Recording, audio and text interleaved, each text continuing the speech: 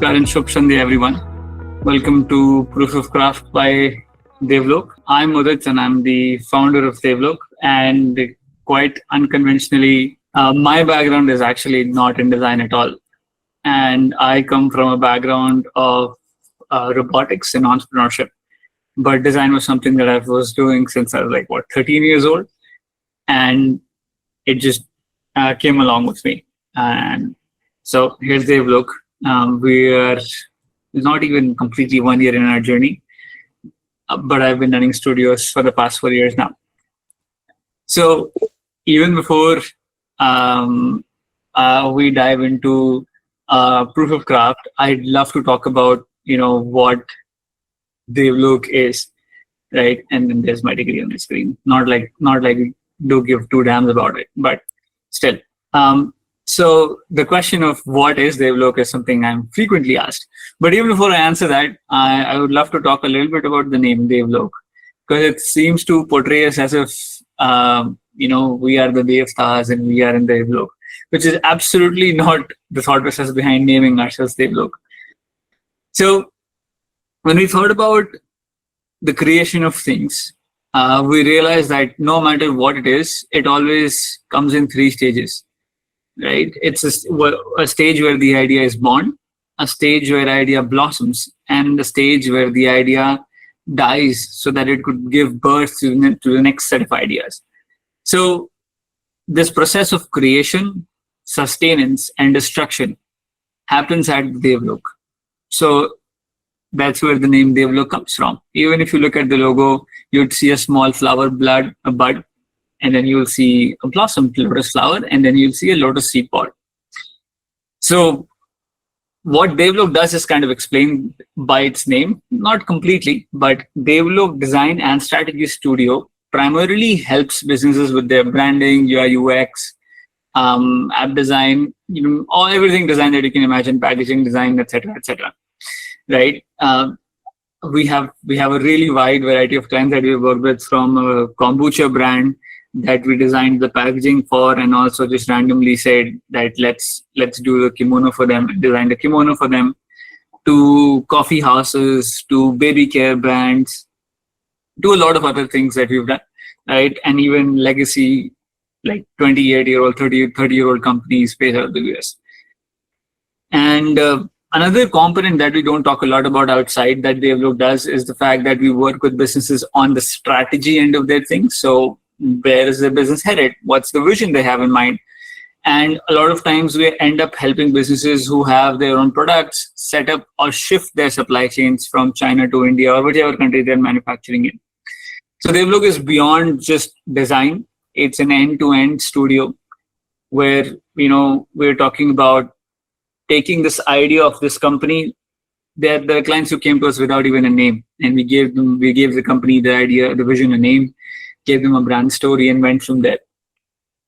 Now, when Devalok was formed, this came from the thought that our community, our Bharatiya design community, is not very looked, and this is from my experiences.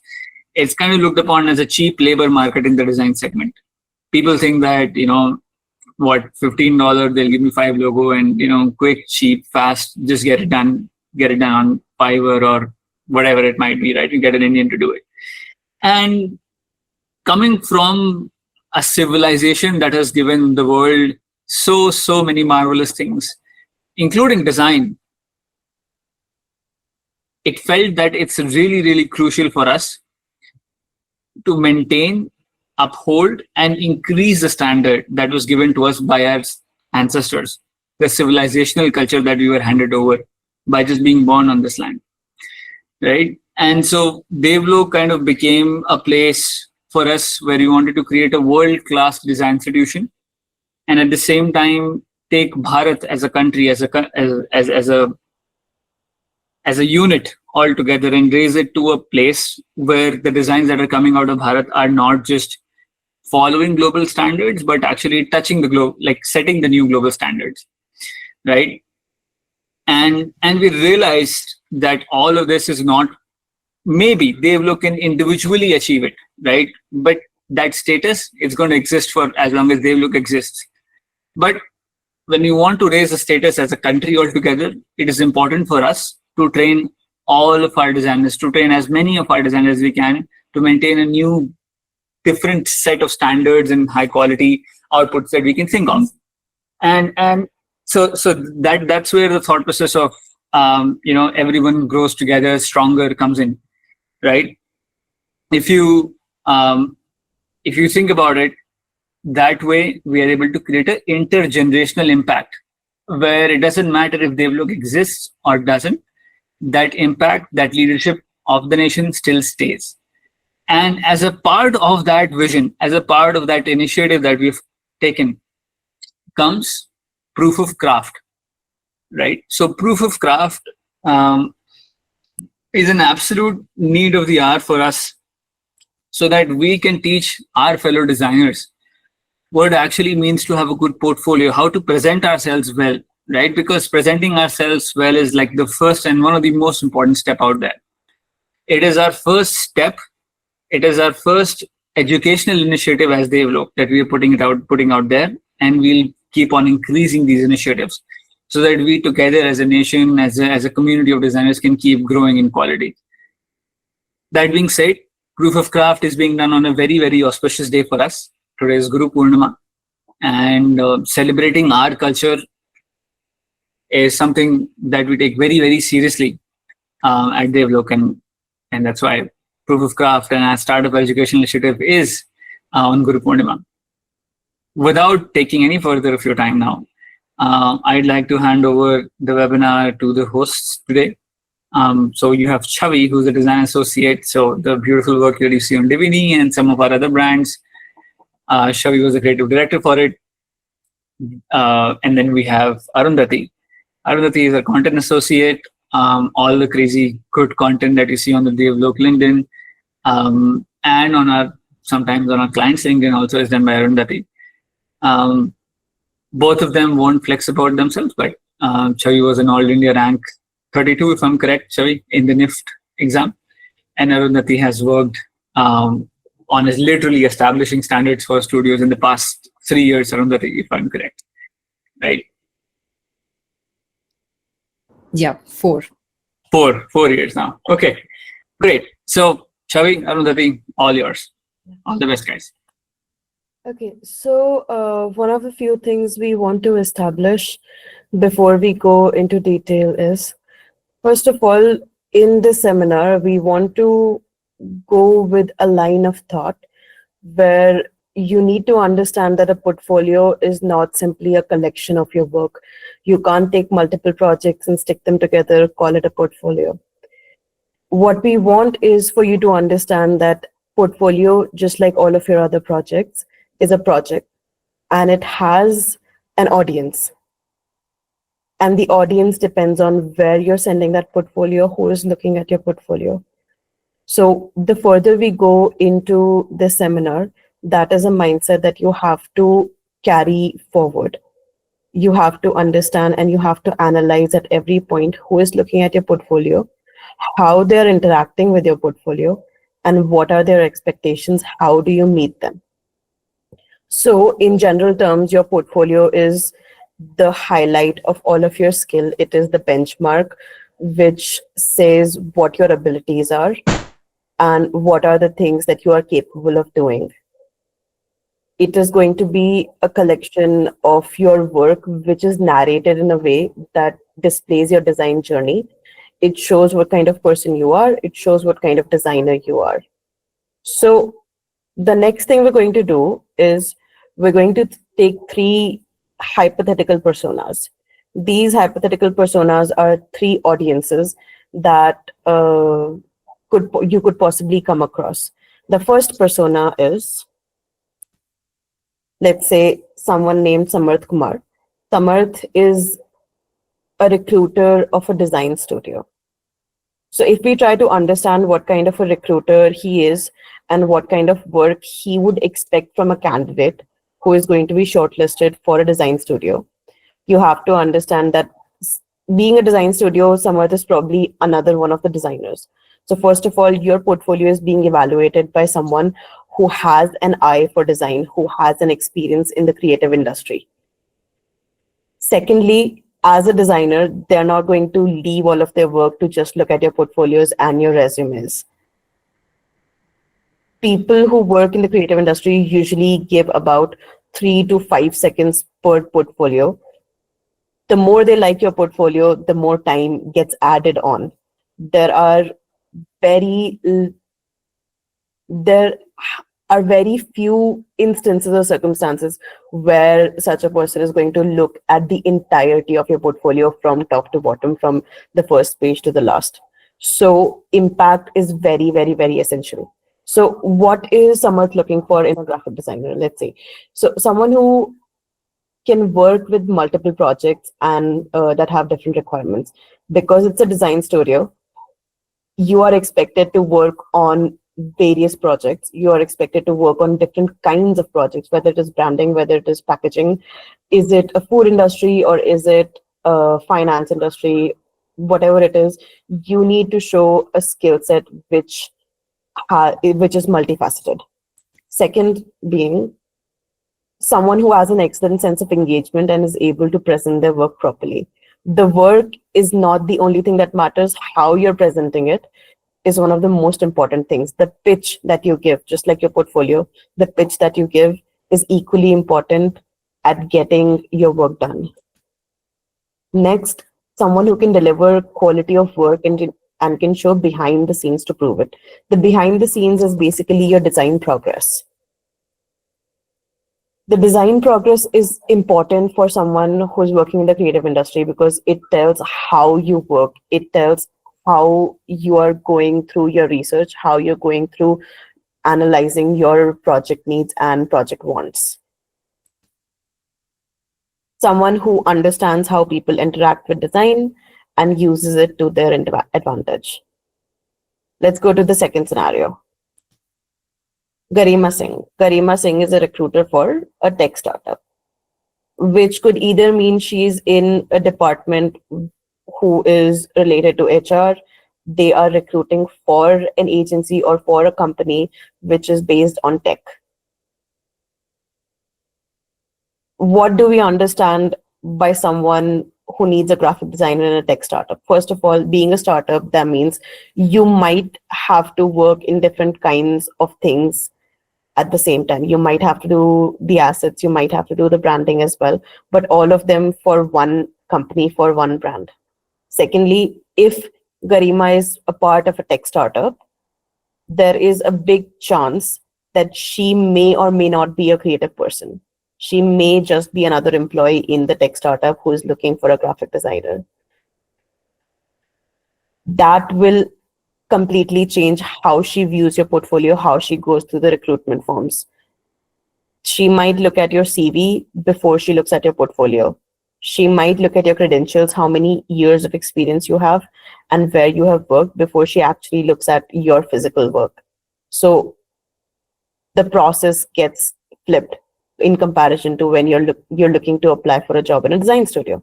Secondly, Garima will probably look for candidates who have worked for brands related to tech. So if we want to see it in detail, let's see, someone who matches the visual aesthetic of that one particular brand, because that is all she's concerned about. Does this candidate match the work that we are doing? Does this person know how to work for a brand related to tech? So you need to show your experience and understanding of that industry. Second is someone who can deliver high quality work within short deadlines. Being a startup, you're probably going to have short deadlines. And someone who shows ample experience in their CV, because that is going to be one of the biggest factors for Garima to understand what your capabilities are. Let's go to the third persona. Amrita Yadav is a design professor. So she is not looking to give someone a job. She is looking at applicants who have applied for a design program.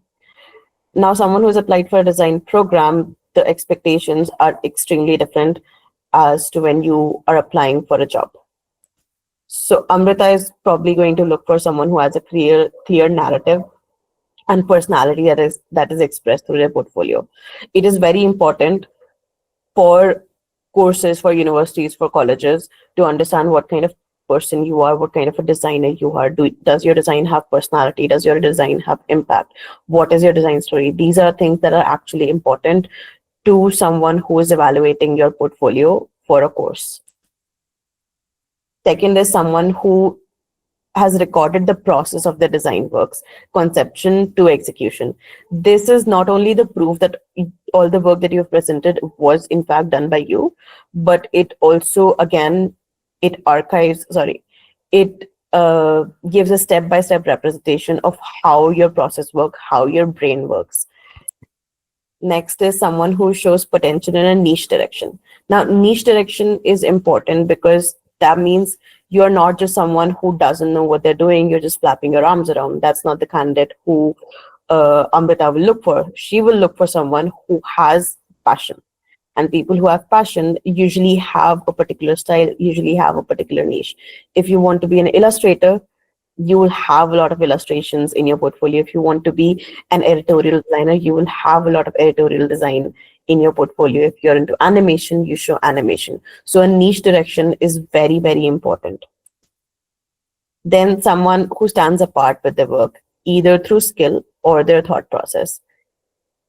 Universities want to take someone who's cream of the crop. So they will look for candidates who stand apart from the other candidates, who stand apart from the sea of all of the other people who are trying to become graphic designers. So who is the ideal candidate? Usually, and we're talking about beginner jobs, we're talking about people who have just graduated from their bachelor programs, or people who are just 1 or 2 years within the industry. So we have two kinds of candidates: someone who has 3 to 4 different skills, but all of those skills are at a beginner level. So none of them are super advanced, but this person can do almost a lot of things, but on a basic level. The second kind of candidate is someone who has one expert level, something that they're really passionate about, something that they're really, really good at, something that they have honed and developed, and they have a few other beginner level skills as well. So for example, someone who's really, really good at illustrations, but they kind of also can do a little bit of UI UX, a little bit of typography, and maybe a little bit of photography, but they have one expert skill. So the reason we're talking about this is, first of all, the further we go into the seminar, we will mostly talk about what is it that a design studio is looking for. The reason we're choosing to work more towards a design studio job or a freelance studio job is because these are the most sought after jobs in the graphic design industry. The reason being, you get to work with other creatives, and secondly, you get to work on multiple projects. So monotony is not something you will ever have to worry about. So for a design studio, design studios do not look for people who are generally kind of good at some parts of design. They are looking for people who are specialists in their field. They are looking for people who show potential in one particular direction and they're really, really strong at it. Second is, let's talk about portfolio formats, how you're showing, how you're displaying your portfolio.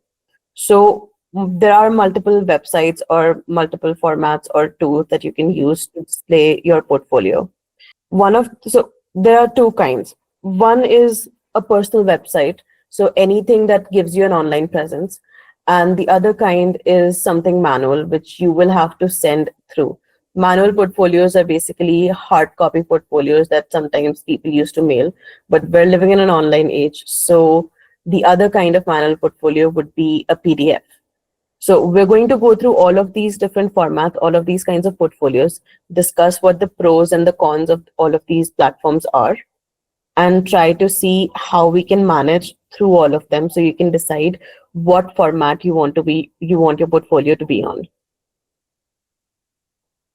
So first comes portfolio website. Portfolio website is not personal website. Portfolio website means something like Behance, Fiverr, Dribble. So the pros is it gives you an entry to a creative community. Someone can come across your work. They don't need to know your name. They don't need to know your work. They can actually just explore on Behance and they might come across your work. So it gives you an entry to a creative community. The link is very easily shared. So it's super shareable. It's easy to send it to someone. It has easy integration with other tools because you can add your Figma files to it. You can add issue to it. You can add editorial design to it, which will also have a good amount of interaction. It has clean and easy display of projects. It's really easy to use. But the con would be the control over design is restrictive. Although it has tools, how you can design your portfolio, how you can design your layout of your portfolio, there are a lot of restrictions towards those things. And secondly, it requires the viewer to click on each and every project. It is difficult to dictate what your audience's behavior is going to be. Just to understand what these last 2 points mean, we're going to show you some examples. One of the example is a portfolio that someone had sent to us for this seminar. Now, anyone who has sent their portfolio for this seminar, we may or may not have used it, but we have omitted all of your names from those portfolios. So this was a portfolio sent to us, and although you can only see about 12 tiles, the portfolio had a few more. So when you send a Behance link and it has more than 8 files, more than 5 to 8 files, then you give your audience a choice. That is the worst thing you can do. Do not give a lot of choice to someone who is viewing your portfolio, because do you think that all 12 of these projects are your best projects? There is definitely going to be 2 projects which are absolutely best, and there's going to be like 2 or 3 projects which are not your best work, but it's still there to add to the quantity of design that you have submitted. Now, as an audience, I might click on any one of those. There is no guarantee that I will click on your best portfolio or your worst portfolio. So you are rolling a dice with your audience. The way to solve this is, it's completely fine to send 3 to 4 projects if you have 3 to 4 solid projects. But if you send 2 good projects and 6 subpar projects, your chances of being shortlisted, your chances of being hired go really, really, really down. But one thing that we really approve of within this setup is, in each and every tile, in each and every link, I can understand what I am going to see when I click on it. I can understand that this is going to be a packaging design project. This is going to be something related to the food industry. This is probably going to be an editorial. This is a video editing, social media. So I can tell what kind of projects they are, so I can navigate this place easily. In the opposite direction, we created a small mock Behance of our own portfolio from Devalok. What we have done is, we have put 6 solid projects. All of them, no matter which one you click on, is going to be good. So we have put comparatively less number of projects, but we are confident that all of them are good. But what we have done wrong here is, none of these styles tell me a lot about what the project is going to be about. I only see a background color and I only see a logo. So I don't know which one is going to be from the food industry. I don't know which is maybe a finance industry, which one is maybe like an organization or a community group. So those things are difficult for me to understand. So in this case, the previous portfolio from Behance did it a lot better, because it gave me expectations of what I will see when I click on a link. Next thing we'll talk about is personal websites. Personal websites, maybe it's a custom coded website, maybe it's an Adobe website, Notion, Framer, Webflow, anything that you want, but it is a personalized website. The pros to that is, it's highly personalized. So depending upon your skill level, you can make an amazing, amazing portfolio website. Second is, it's easy to show self-expression and design personality, because it's personalized, because it can be customized to your vision. It shows a greater amount of self-expression. It shows what kind of designer you are, so much better than a generalized website. It is interactive and very engaging, especially if you have works like motion design or interaction design within your portfolio. The cons would be, first of all, it's a time consuming thing. Secondly, it requires, again, it has the same drawback as the last one. It requires the viewer to click on each and every project. And website design can potentially distract one away from the actual project. So if your portfolio website is highly stylized, it might actually take the focus from your projects. Next is social media. So if you're someone who displays your work on Instagram, LinkedIn, or Facebook, the pros of that is there is a very high traffic from small business engagement. It is easy and compatible with motion design. And it has, again, great exposure within the creative community. Unlike a personal website, your Behance or your social media portfolio can be explored and come across without you having to send the link. Even if someone doesn't know who you are, they can come across your work by complete chance and they can interact with your work without having known you. So though that is one of the biggest pro of a social media or a Behance website presence. The cons, on the other hand, would be social media portfolios are not super interactive. It's just one post, either a video is playing or it's a static image. Bigger clients may not engage with a designer who's solely featuring on social media because it's not considered the most professional way of displaying your portfolio. Then the engagement that it does create is very superficial connections. You may not actually get clients from it, even though you have thousands of followers or subscribers. It does not guarantee that you will get projects or you will get jobs. The last one is PDF portfolios. Now, PDF portfolios, the pros would be it has a lot of possibilities for presentation design. It is entirely under your control how you design your layout, how you design your portfolio. It gives you a lot more control over audience engagement narrative because PDF is not something that people can click on any direction. It has a narrative. It goes from page 1 to 2 to 3 to 4 to 5. So whoever is looking at your portfolio is forced to go through your work the way you want them to go through your work. Secondly, again, it's easy to share, whether it's by a drive link or a download link. The cons would be it does not work very well if you have a lot of motion design or GIFs in your portfolio. Interaction is very limited because you can only, if you are good with making PDF and good with working with Adobe, you can create internal and external links, but that's about it. And file size sometimes can cause problems, but it's a solvable thing. We do want to talk a little more in depth about a PDF portfolio.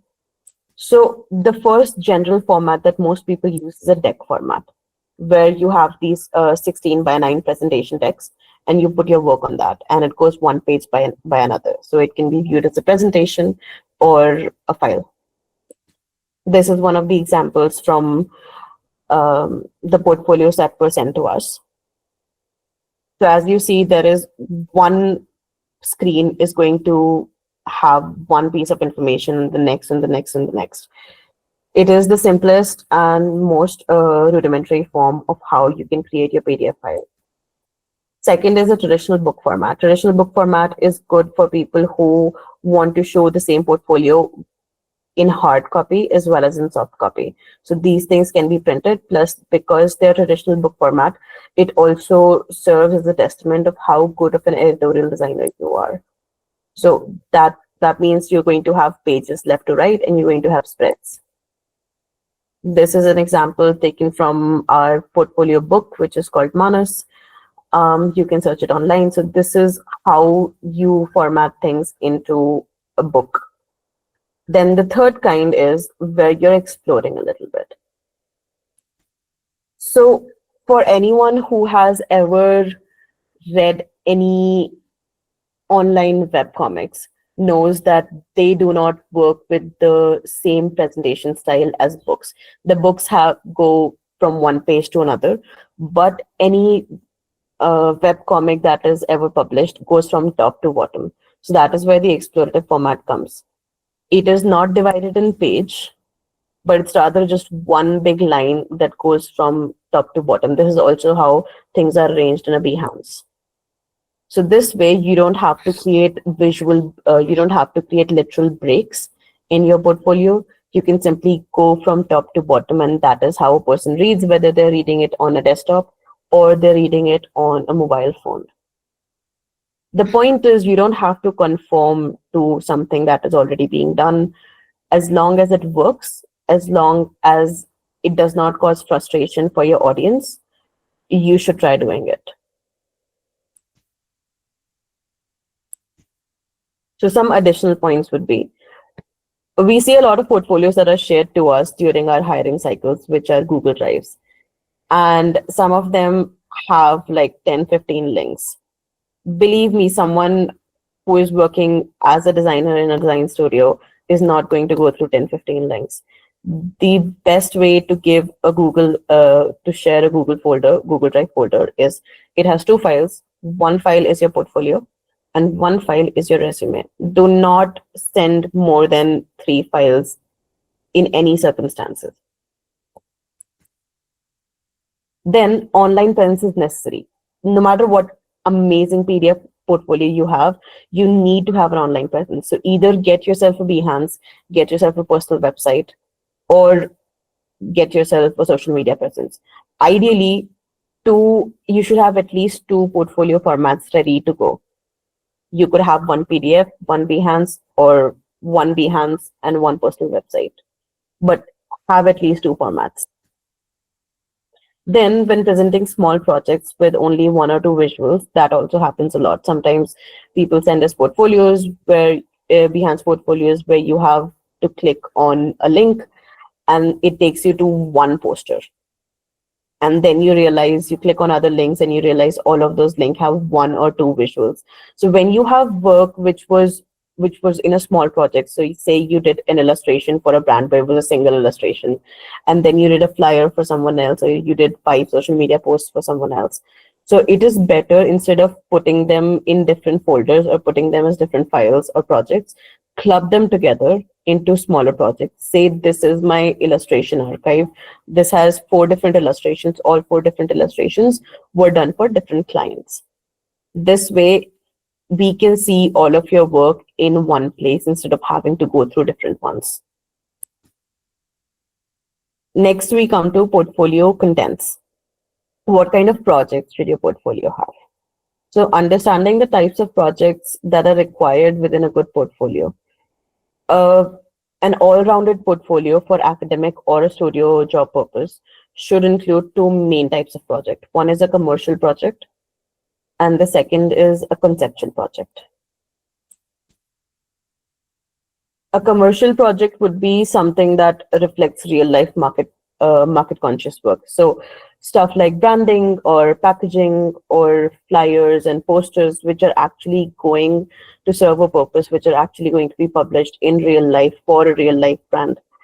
These projects will show how you are working on a brief and how well you can understand the requirements of the market as well as the requirements and needs of your client. So it's useful while applying to mostly any kinds of job you want. It is necessary to have commercial projects. So one of our commercial projects was Eat Purposefully, as it's now called, which was a branding project for an actual brand for granola.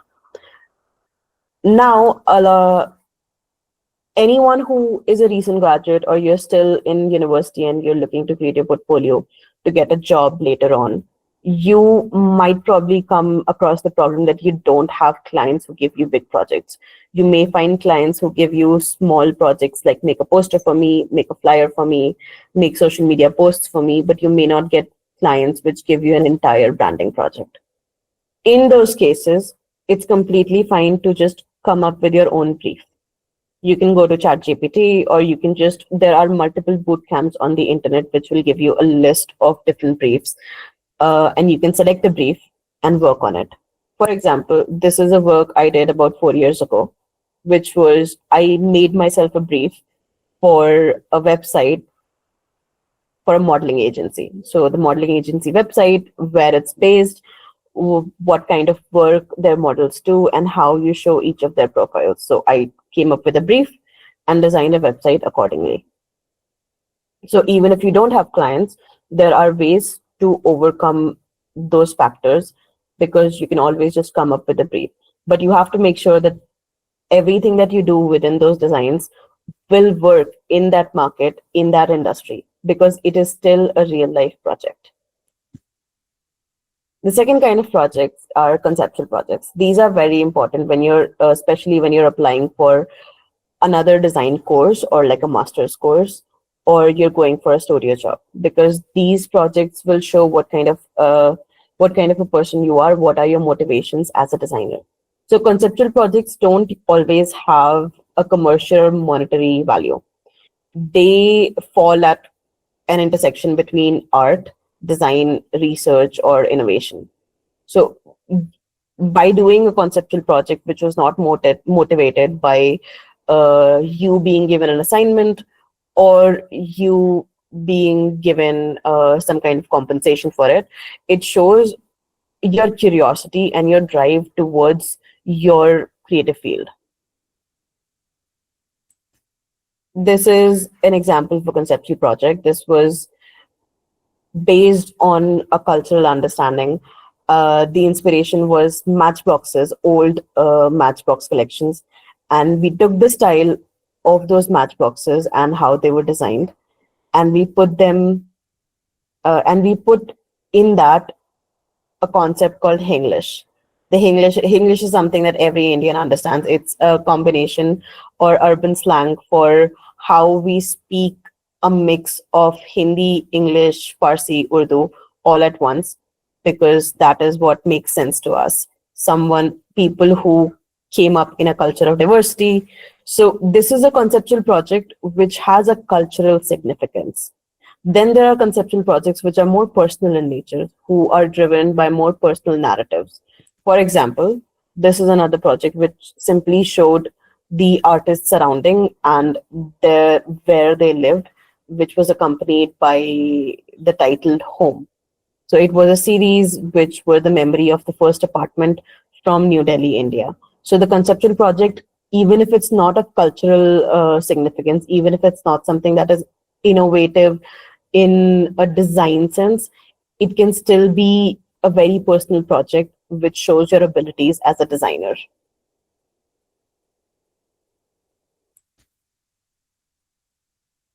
Okay, I'm going to hand over the floor to Arundhati for this one. Yeah. Thank you, Chavi. I think by this point, everyone is clear on what a portfolio is, the different personas they're going to be catering to, and also the kind of projects that we put into our portfolio.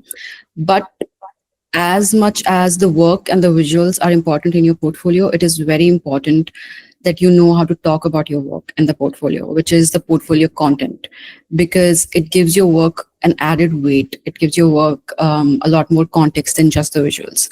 So that's why we wanted to let you know there are 3 points that we have for you. And going to the first one, which is the very important point in this, is you are not marketing a brand. And okay, let me rewind a little bit. My job as a brand communications strategist is to create voice and tone guidelines for brands. So I've worked with a lot of brands. I've set their voices and tones.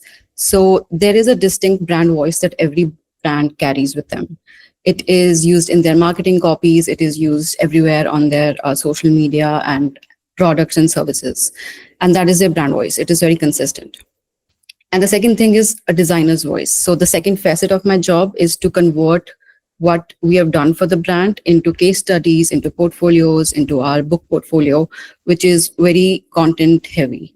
And that is where we talk about the how and why behind our design, beyond the obvious, which is that we worked for them for something. So when it comes to understanding how do you realize, how do you put it into words in your portfolio, you have to understand the difference between the brand voice and the designer voice. That's the first point. So brand voice will usually be customer focused. It is them highlighting their services, their benefits, and they're talking to the customer about why they should care about their brand. It's usually very promotional, it's salesy because it is very marketing focused. When it comes to a designer voice, it has to be analytical and objective. So when you are talking about a brand that you worked with, you do not go deeper into their vision, their roadmap, their business. You state what you understand about the brand in a way that is relevant to your work. Did it affect your work? Only put those things in the portfolio. Okay, I'm just going to open the floor for everyone.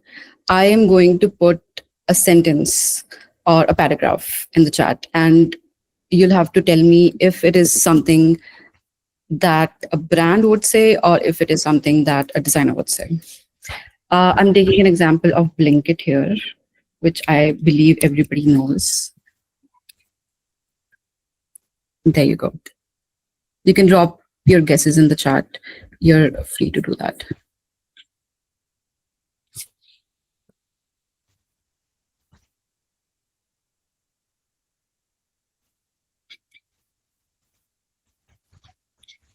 All right. I'll give everyone like 30 seconds.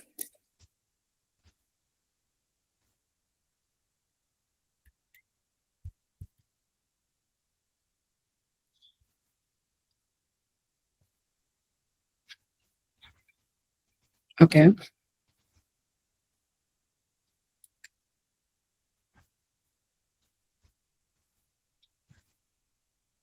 All right. All right. Let me put the other paragraph here and you tell me who would say this.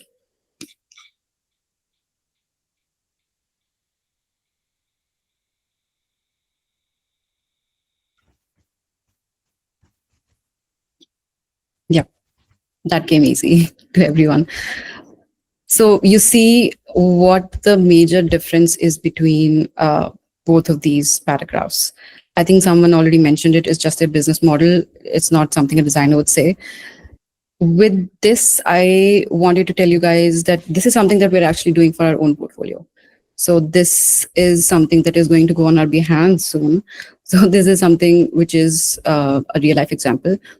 The way we've written about movers here, I would love if you guys can tell me what do you understand from these underlined or highlighted sentences in sequence. What does the first one tell you about move cars? What does the second one tell you about move cars? And what do the other sentences tell you about move cars? Because I know that nobody here has any context about move cars. Maybe if you would, if you had read our portfolio, but for the majority of the audience here.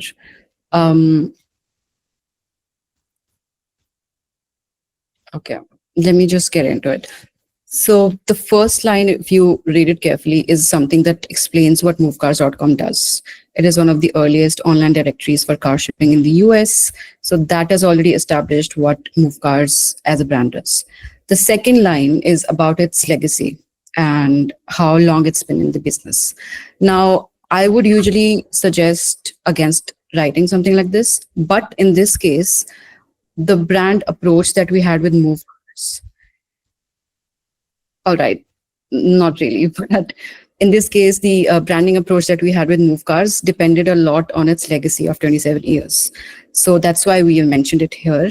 And the third line that's highlighted tells you about the problem that Movecars was facing, which was everybody knew what movecars.com was doing, and everybody knew that if they had to ship their car in the United States or internationally, they can go to movecars.com. So that's your problem statement right there. And then the third line is about the challenge that was given to you or the brief that you had, which is that you had to translate their longstanding legacy into something that could be recognizable and not just reliable.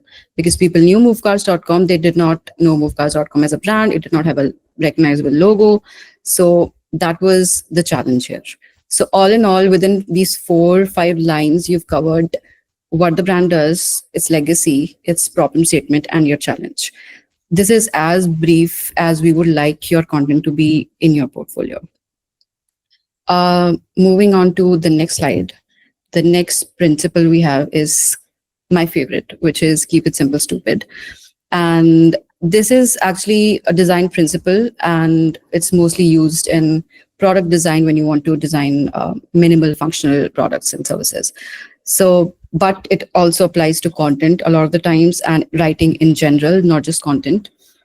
What we mean by this is not that you should dumb down your content so that a 5-year-old can understand it, but like Chavi has shown you different personas of your recruiters. You need to understand what they would like to read in your portfolio and what are the jargons that are specific to them. And you kind of create all your content around that. So you do not use any vague or overcomplicated phrases that could like cloud up your explanation, that could overshadow the work that you've done. And this is where show, don't tell comes into place. Telling is something which is very obvious. If I'm looking at your portfolio and it's a branding portfolio, I already know that all the projects that are in the portfolio are something that you've done as a brand project. But you need to show me your process. You need to show me how you did it and how did you get to the final product. So telling is obvious, showing is analytical, it is methodical. And if I want to give you an example, telling would be something like if you have designed a YouTube thumbnail. Let's say you designed a YouTube thumbnail that got somebody 500,000 views in 2 days, and you write it with the thumbnail, and that's it. That's the one line that you use to describe your design. Designing a YouTube thumbnail that got 500K views in 2 days. That's you telling me what you did and the impact of your work. But I want to know the how and why behind your work. So what do? You tell me what are the colors that you chose for the thumbnail that made it pop more? What is the imagery that you chose that made it more clickable, more attention grabbing? What is the type hierarchy that you used and why did you use it? And how did it lead to the impact of 500K views, right? So that's a major difference between telling and showing, and that's something you need to understand. The second thing, again, tying back to not overcomplicating your content, is do not use AI as your writer, but use it as an editor.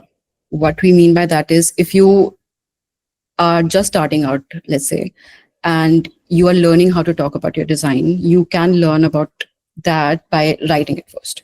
You write about your work, you write about your process, you write about the methods you use, and then you can maybe run it through AI to maybe correct grammar, to structure your sentences better, to make it concise and clear.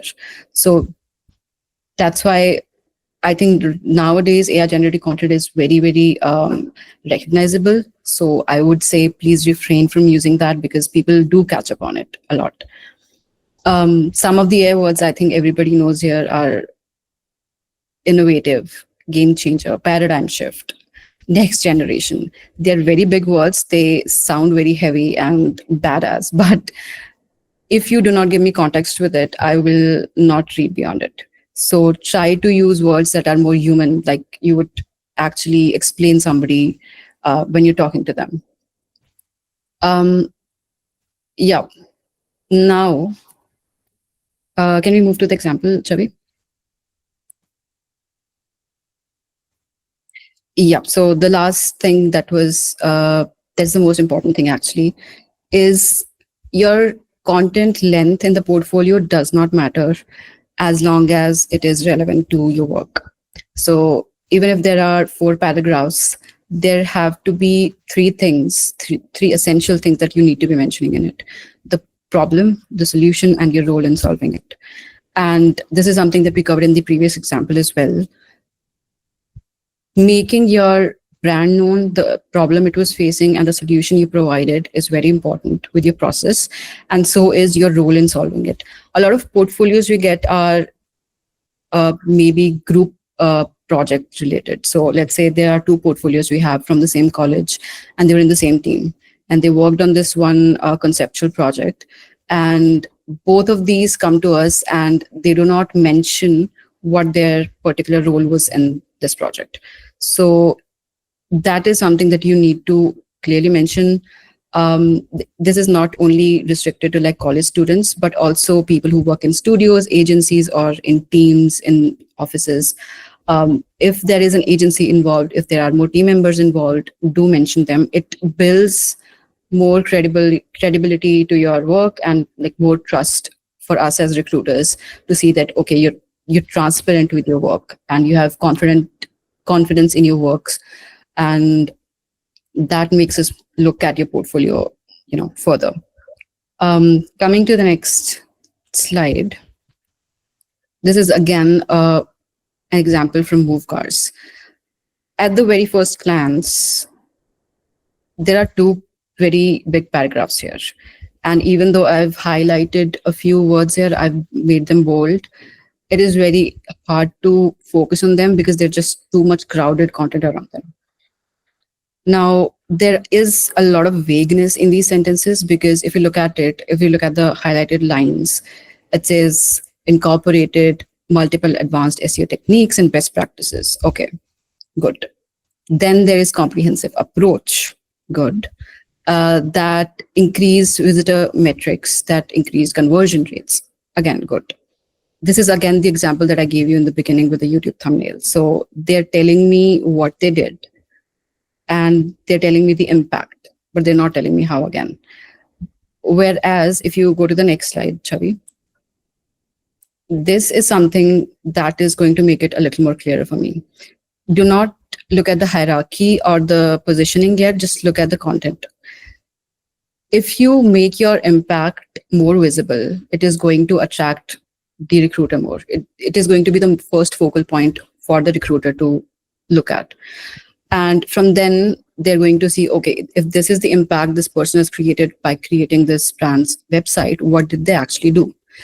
In the previous one, it was just a bunch of buzzwords with SEO best practices and all of that. But here, somebody has mentioned already what they actually implied by that. There is meta tags, clear visual hierarchy, mobile-friendly, responsive design. And this is something that makes your work have more weight because you now have the process, have the how and why, and also have the impact. And even if you cannot share numbers, let's say from a brand because of compliance reasons, mention it in a way that makes the recruiter believe in the impact of your work. All right. The last thing is to know your keywords. Now, time is of the essence when you're creating your portfolio. When a recruiter is looking at it, maybe they have about 40 seconds to look at one portfolio. They want it to be skimmable. And if somebody catches their attention, if something in the portfolio catches their attention, good and well, but there should be some keywords in there which is specific to the project that you've done and to your audience that makes them look at it more. For example, for brand design, you might have color palette optimization, typography hierarchy, visual identity system, design system, or something like that.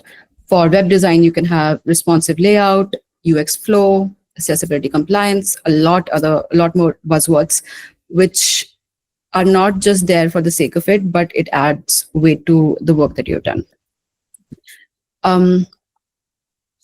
Yep, and the only way to understand these keywords and get to know more about what you should be talking about is to read a lot.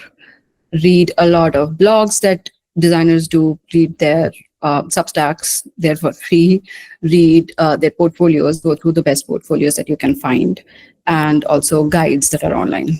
So that's really all that is there for getting your keywords right when it comes to portfolio content.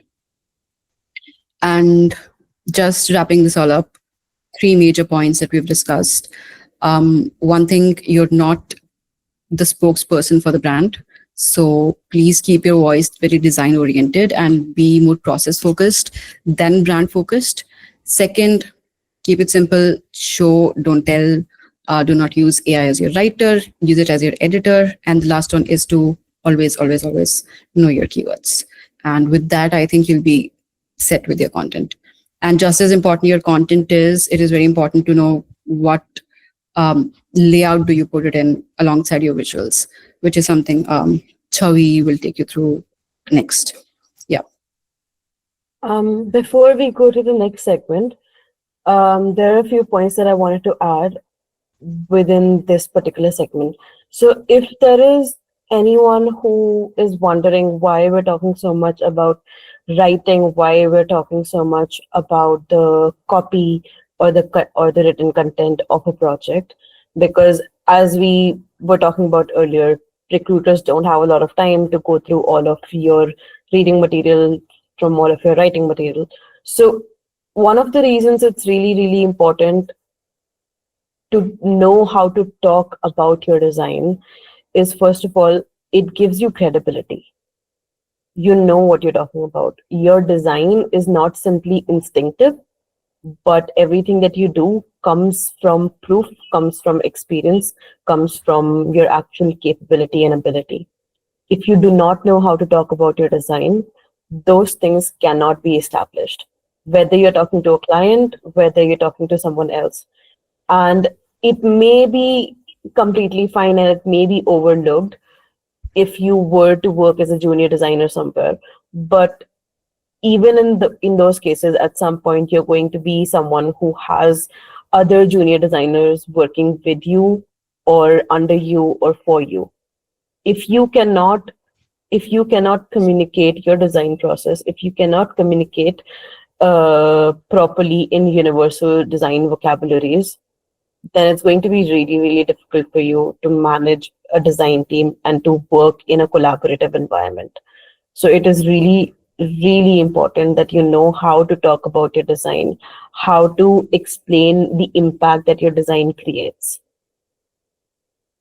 So being able to write about those things in your portfolio is like a practice session or the bedrock of the kind of communicator you will be as a designer.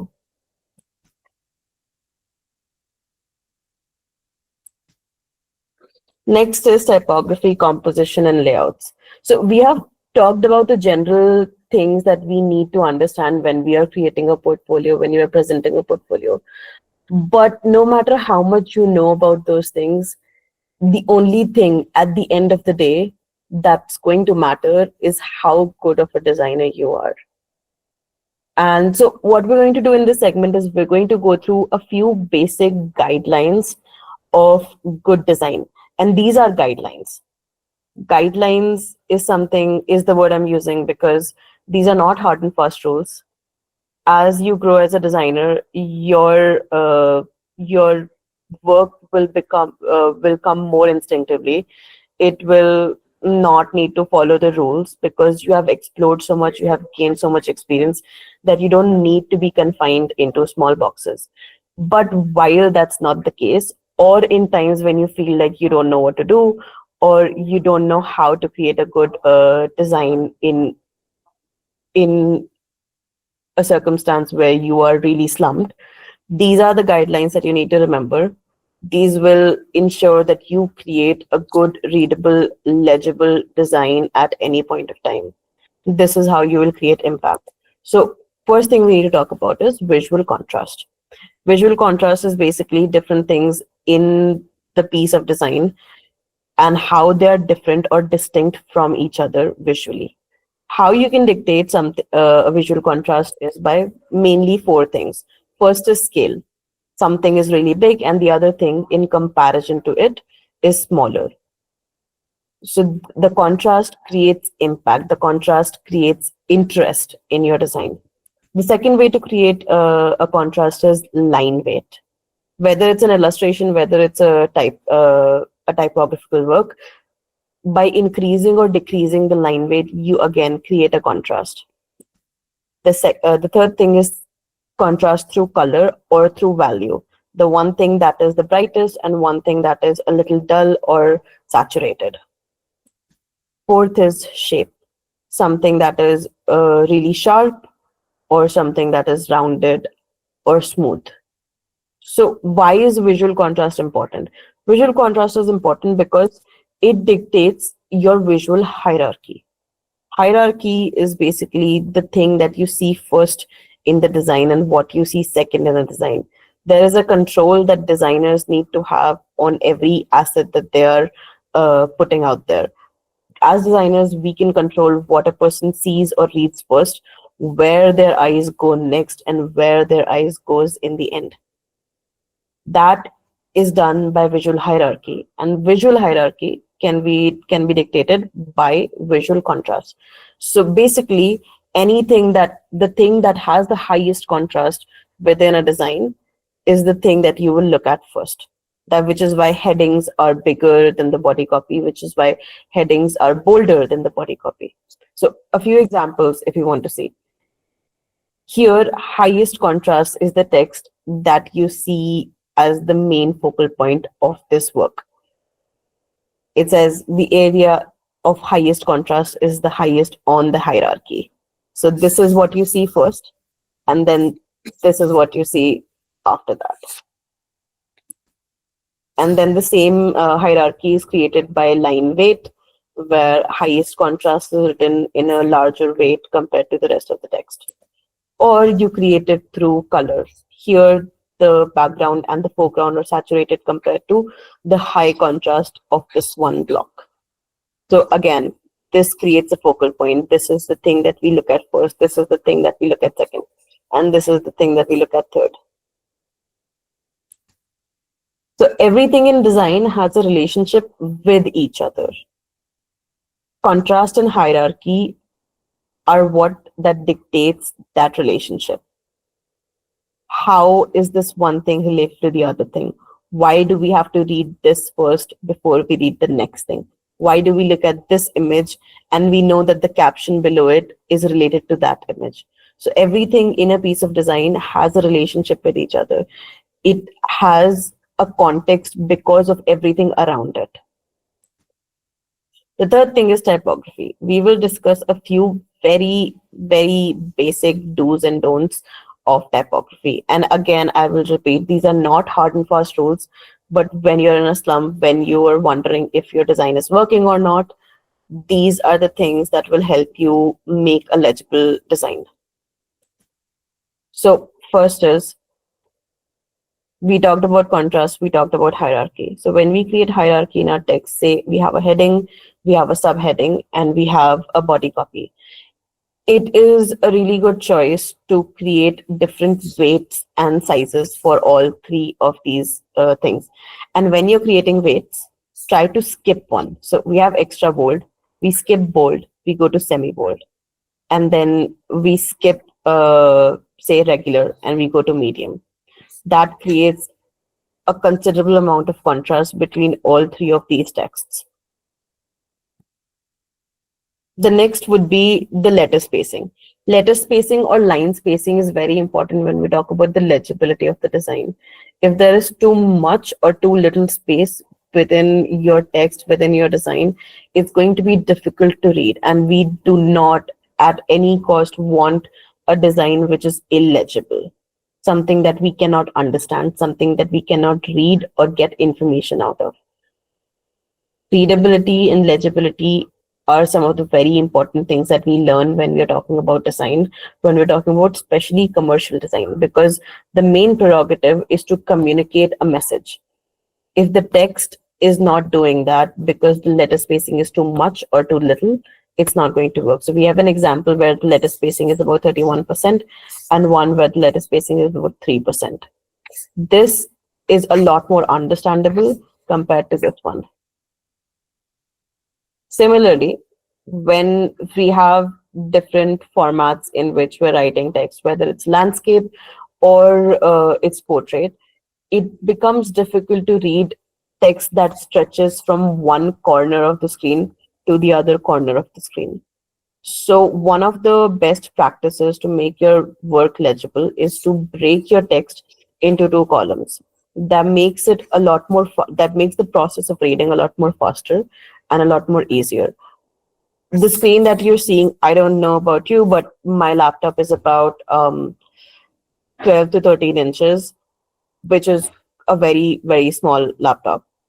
So I don't have a lot of difficulty reading from one end to the screen to the other. But if any one of you is using monitors or bigger screens, then you'll realize how difficult it is to read, how straining it is to read from one end of the screen to the other. This is why breaking down your one big paragraph into two columns is really, really important. This makes it easier for people, for your audience to understand what you're trying to say. Next is we have some do's and don'ts of font pairing. So when in doubt, try to use only one font with different weights. So we have the same font, but we have different weights for the heading and for the body copy. This is the easiest way to create a pairing for your text. The second is where you have a heading which is really stylized, really complex, but you have a simple text. So understand, if you're using two different fonts, the font that is more complex, the font that has higher amount of irregularities or a larger amount of stylization, that is the font that you use to create contrast. And if you're creating contrast, then it needs to be higher on the hierarchy. So the heading is where we use the font which is more complex, which is higher on the hierarchy, which is more stylized, and we use a simpler font on the body copy. Then one of the don'ts, if you're using a simple font on the heading, but you're using something that is comparatively more difficult to read on the body copy, never use a font on a body copy which is difficult to read, which is straining to read. Body copies are mostly for sharing your information. This is not where you're supposed to stylize your text. This is where you're supposed to simply convey a message. So wherever you're doing a body copy, try to use a simple font. It's completely fine if it's a serif font or a sans serif font. That is not a problem. But make sure it's easy to read. Then the next is we have a heading which is the same font, which is lightweight, and the same font, but this is the highest weight that we have, which is black. So this garners more attention compared to your heading, which breaks the line of hierarchy. What you're supposed to see first is something that has a higher contrast, which is the heading, not the body copy. So if you're breaking that rule, if you're making the body copy more important and giving it more attention than the heading, then you're doing the opposite of what you're supposed to be doing. The heading font must be the one with the higher contrast. Okay, so we're done with most of the work that we were supposed to discuss during this entire seminar, but we had a few extra end notes. The design industry is growing at a rapid speed, and there are multiple tools being introduced to us really, really quickly. So right now, the one main elephant in the room that we have to talk about is the use of AI within design. It's easy and reliable maybe to use software which use artificial intelligence to create good designs, but in the end of the day, this is only a tool. AI is only a tool, and the tool is only as good as the person who's using it. They're not here to do your work. They're here to help you finish it. So no matter how many tools you have, how many cheat codes you have to understand the basics to actually be a good designer. Because how will you direct a person or a tool or a machine to work for you if you do not understand that work yourself?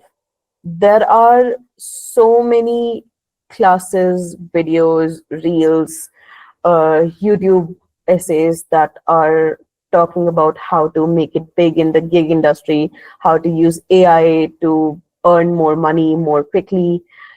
But it's really fascinating that there is hardly, compared to these videos, there is hardly any content which is actually talking to you about how to be a good designer at the end of the day. What you must do, and this is something that we do because we just want to be better at our creative jobs. This is what we do out of our passion and out of our creativity, which is you read. you read and you look at the work that is done by the designers who came before you, the work by the designers who are more experienced than you are. Because the more you understand how design has evolved, how design has uh, changed with different technologies, with different ages, that is the only way you will be able to understand how to change further in the future. We learn from the people who came before us. So do not underestimate the wealth of knowledge that these people, these books, and these old designers can give us. Any chance you get, take feedback, take criticism, understand how to make your work better. We had about 15 portfolios submitted to us in this seminar, even though the seminar, even though about 90 plus people applied for the seminar, and only 12 to 15 people sent us their portfolios. And I cannot understand, no matter how much I try, I cannot understand why there were so many people who wanted to see what the seminar was about, who wanted to learn, but they did not send us their portfolios. So the 12, 15 people who did send them to us are going to receive a personal feedback on their portfolio. We will check and analyze every page and everything that you have done in your portfolio, and we will send you an email within the next 10 days. So you will be able to see what are the improvements that you can do in your portfolios. And anyone who did not send the portfolios, please understand, whenever you get a chance to learn from someone who has a lot of experience, whenever you have a chance to show your work to other people who can actually give you valid feedback, do not leave that chance, because it is a really big opportunity that you're getting for free. Someone who's actually taking out time to analyze your portfolio and give you an in-depth review of that portfolio. So please do not give up on those chances. Anytime you get that next, send your portfolio to people, ask for their feedback, or ask for their criticisms, because that is what will make you a better designer in the end. Then there is the last note that we want to leave you with, which is find your design philosophy. Creative work is something that people do who are really, really passionate about it. It is deeply personal to people. So the drive and the passion that you feel, it comes from your soul, from your heart. And to make sure that that is not destroyed in your journey of trying to make a living, trying to make a career for yourself, trying to make a name for yourself, it is very, very important to build yourself a design philosophy, something that will motivate you to keep going on, even when you hit slumps, even when you are stuck in a phase where you're only doing market work or content work or boring corporate design work. You will keep going on if you build yourself a design philosophy. Why do you design? Why is this important to you? These may seem like hypothetical questions, but at the end of the day, any artistic or creative pursuit requires you to ask yourself these hypothetical questions. Any artistic pursuit requires you to remember why this is important to you in the first place. I'm going to hand this over to Mudit if he wants to say any additional points here. And after that, we're going to open the floor for Q&A session. Oh, okay. I know it is as simple as, even if one of the designers today from this webinar are able to go out there, take what they've learned, share it with others, or just use it in their own portfolio and become one of the top leaders of the designers, a designer of the world, I think, or even a great designer in general, that'll achieve the end objective that we wanted to achieve with this. So I think that's all. And I believe, hopefully, everyone that attended here, we had a consistent attendance of 30 people. So that's great. Hopefully you guys took back something home. And I think I'm going to be present for Q&A as well. So you can be open to asking questions about business and starting a studio and all that stuff as well. So please be our guest, ask as many questions as you want. I'm gonna, and you know, a lot of members from our team are also here today. So feel free Let's to, start with the questions. yeah, feel free to ask and talk to them as well. Okay. Okay, I'm going to go to the top of the chat and look for questions. Okay. Arushi Chaurasia, I'm a 12th grade graduate and truly passionate about.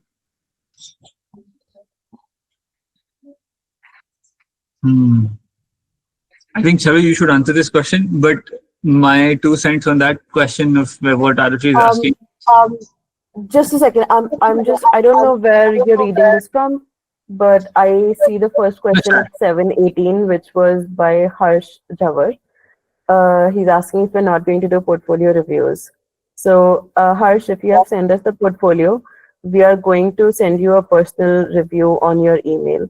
This seminar was not aimed at actually discussing personal portfolios, but it's a good idea. We can maybe think of doing something like this again, where perhaps we can have a group discussion about people's portfolio. But if you've sent us the portfolio, we will send you the answers then.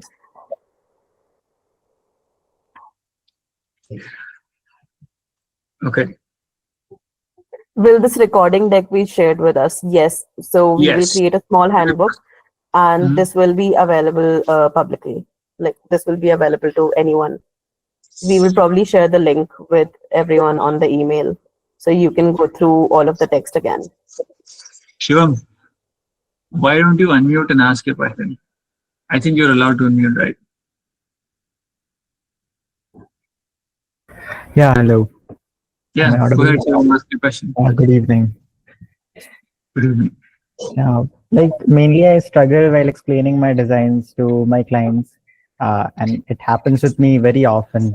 And after every presentation, I feel like it went so bad, even though my client loved my work, but my explanation, like, it's not that good.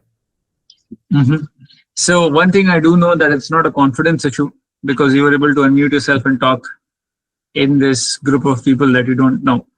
So that's great. Now, feeling underconfident or nervous while pitching your own design, from my experience, usually comes from when you yourself truly don't understand what the design is. Okay. So the first and the foremost thing to understand and know is that you should have full understanding of what you've made. Okay. When you made an entire UI, for example, why did you place the button in the top right corner? Why is the copy there? Why is the image there? All of these questions should be thought through, right, before the call. And when you explain this to your client, you feel much more confident, because you know that no matter what question they're going to throw at us or me, I will know the answer for it, right? So that's important. And then another very interesting trick to do is that I read this in maybe like grade 10th or probably grade 8th actually. And I was reading through the book and I found this trick that a lot of programmers used to use, that they explain their code to a duck, like a rubber duck sitting on their desk. It could be anything for you. Or you could just pull up a friend and say, hey, this is the design I made. This is why I've done it. And once you've had a conversation about it with someone, I think it will raise your confidence to have a conversation around it. Right? And another very important thing to understand is what does the person listening to you value the most? Okay, because we as designer, we start truly caring about, oh my god, isometric design, oh my god, glass morphism, oh my god, all that background blur with 5px blur with 20% opacity or whatever it might be, right? But the client usually doesn't really care about it. So when you talk to them, talk in terms of how it affects, like, oh, we will have a better click to, we will have a better conversion rate. We'll have a better, the clients will have a better chance of reading the entire content if we do it this way. This makes your brand look modern / classy or whatever it might be. right? So kind of talk in the language that the client would understand the best, and that really helps a lot in presentation as well. Chavi, anything, Chavi or Nandati or anyone else from Yeah, the that wants to add? That I wants to think add? a lot of issue. Is my voice echoing? Yes, no, I, not for me. Okay. I'm going to mute. So I think one of the things it used to happen to me too, where I wasn't. The reason it happened was I was never sure whether I gave a satisfying explanation of what the interviewer or the person who's listening to me has asked. Like, did I satisfy what your question was? Did I satisfy your understanding of what this project is? So, and I've realized people, no matter what kind of person it is, people resonate a lot more when you talk about something, when you start talking about something as if it's a story. Because everything has a motivation, and that motivation is a story. Whether it's a commercial project, the story is basically the client came to us and this was their problem. So talk about it as you're having a conversation. A lot of times we try to talk about things as if they're very formal, very strict things, and that is where we fumble. Right. It's always more important, because even the person who's listening to you, there is a lot more engagement. There is they will pay more attention to you if they feel like, oh, this person is telling me something interesting, because it's coming to me as a story, not as numbers, not as information. It's coming to me as a story. So I think that's a great starting point. And once you start to speak, I think it happens to everyone. When you're beginning to speak, that is when you're nervous, and then you go into the flow.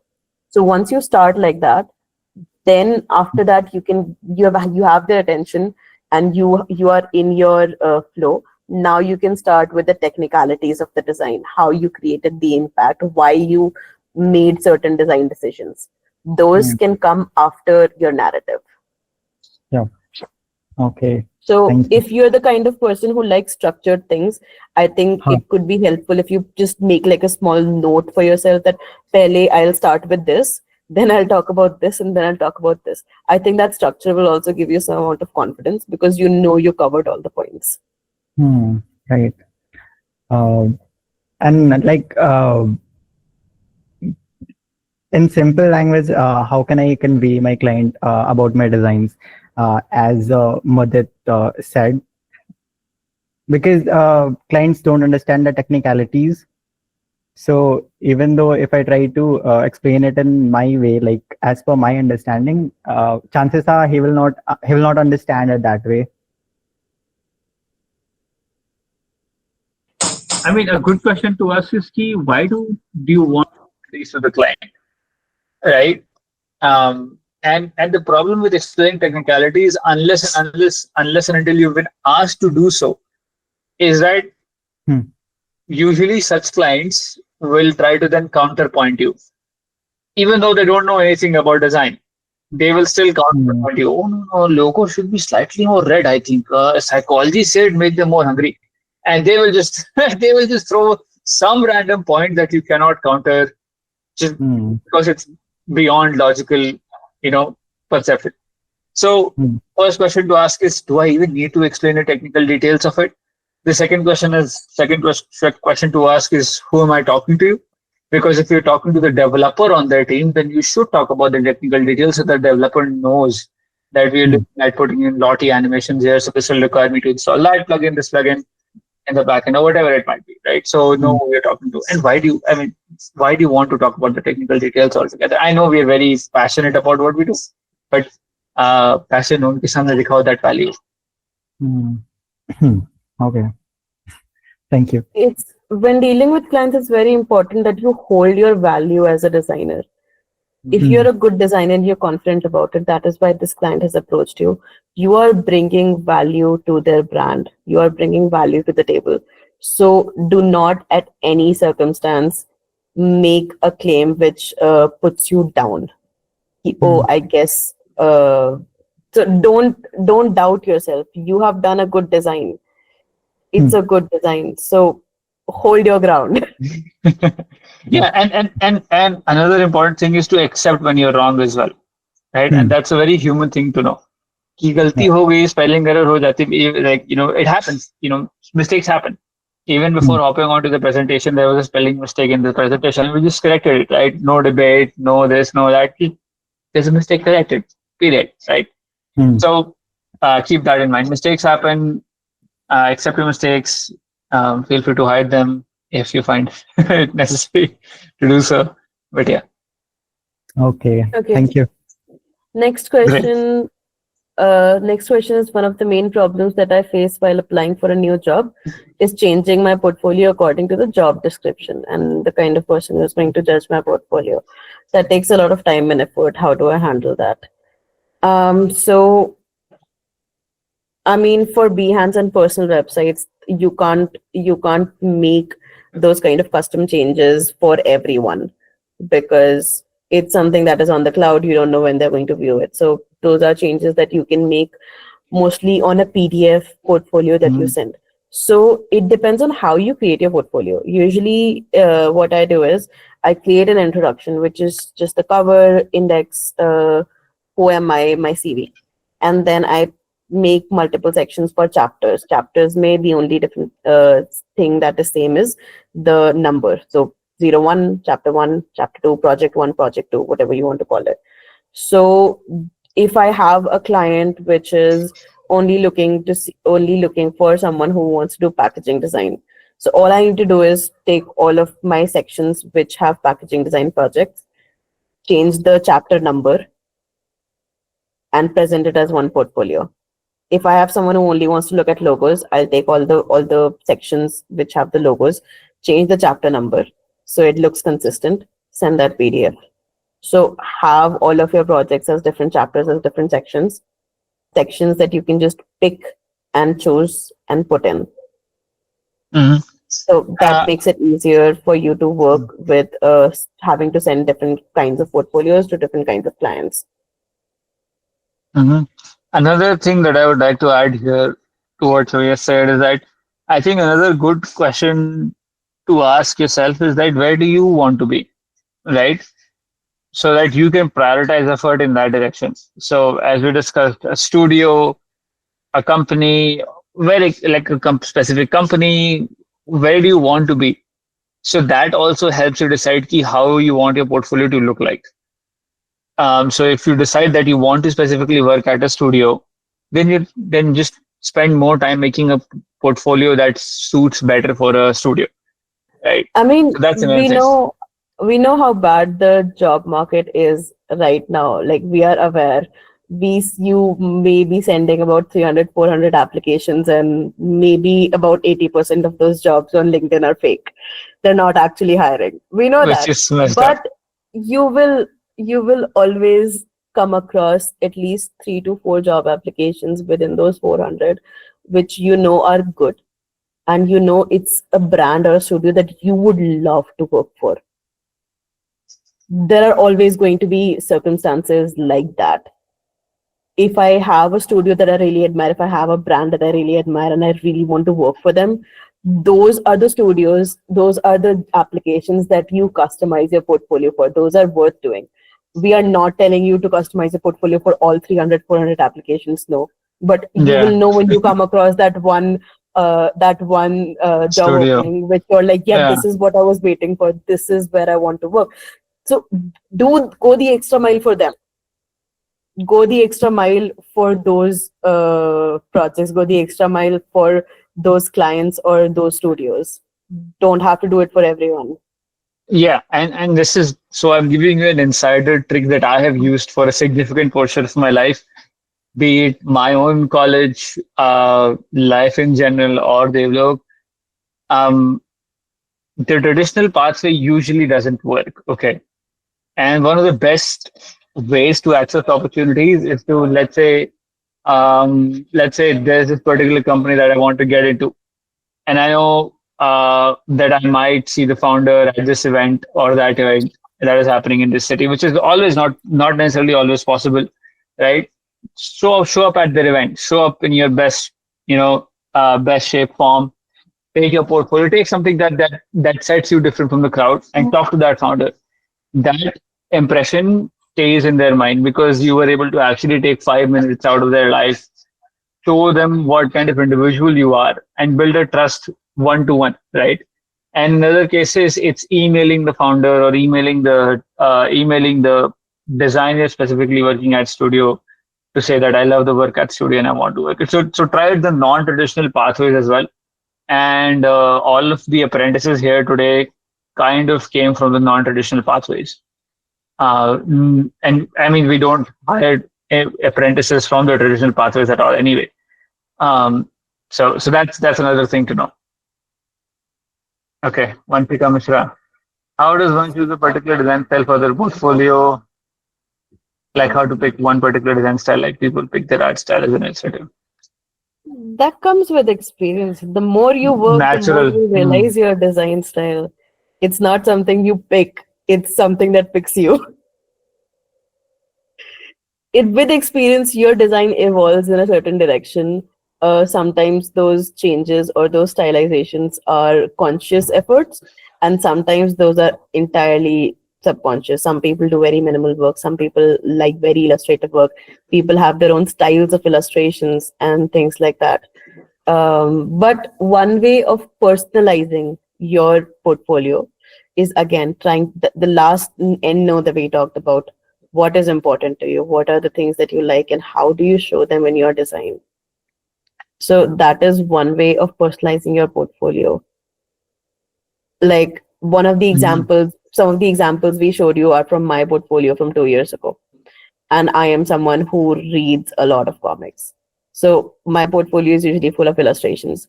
Even the chapter headings had tiny little illustrations of origami swans.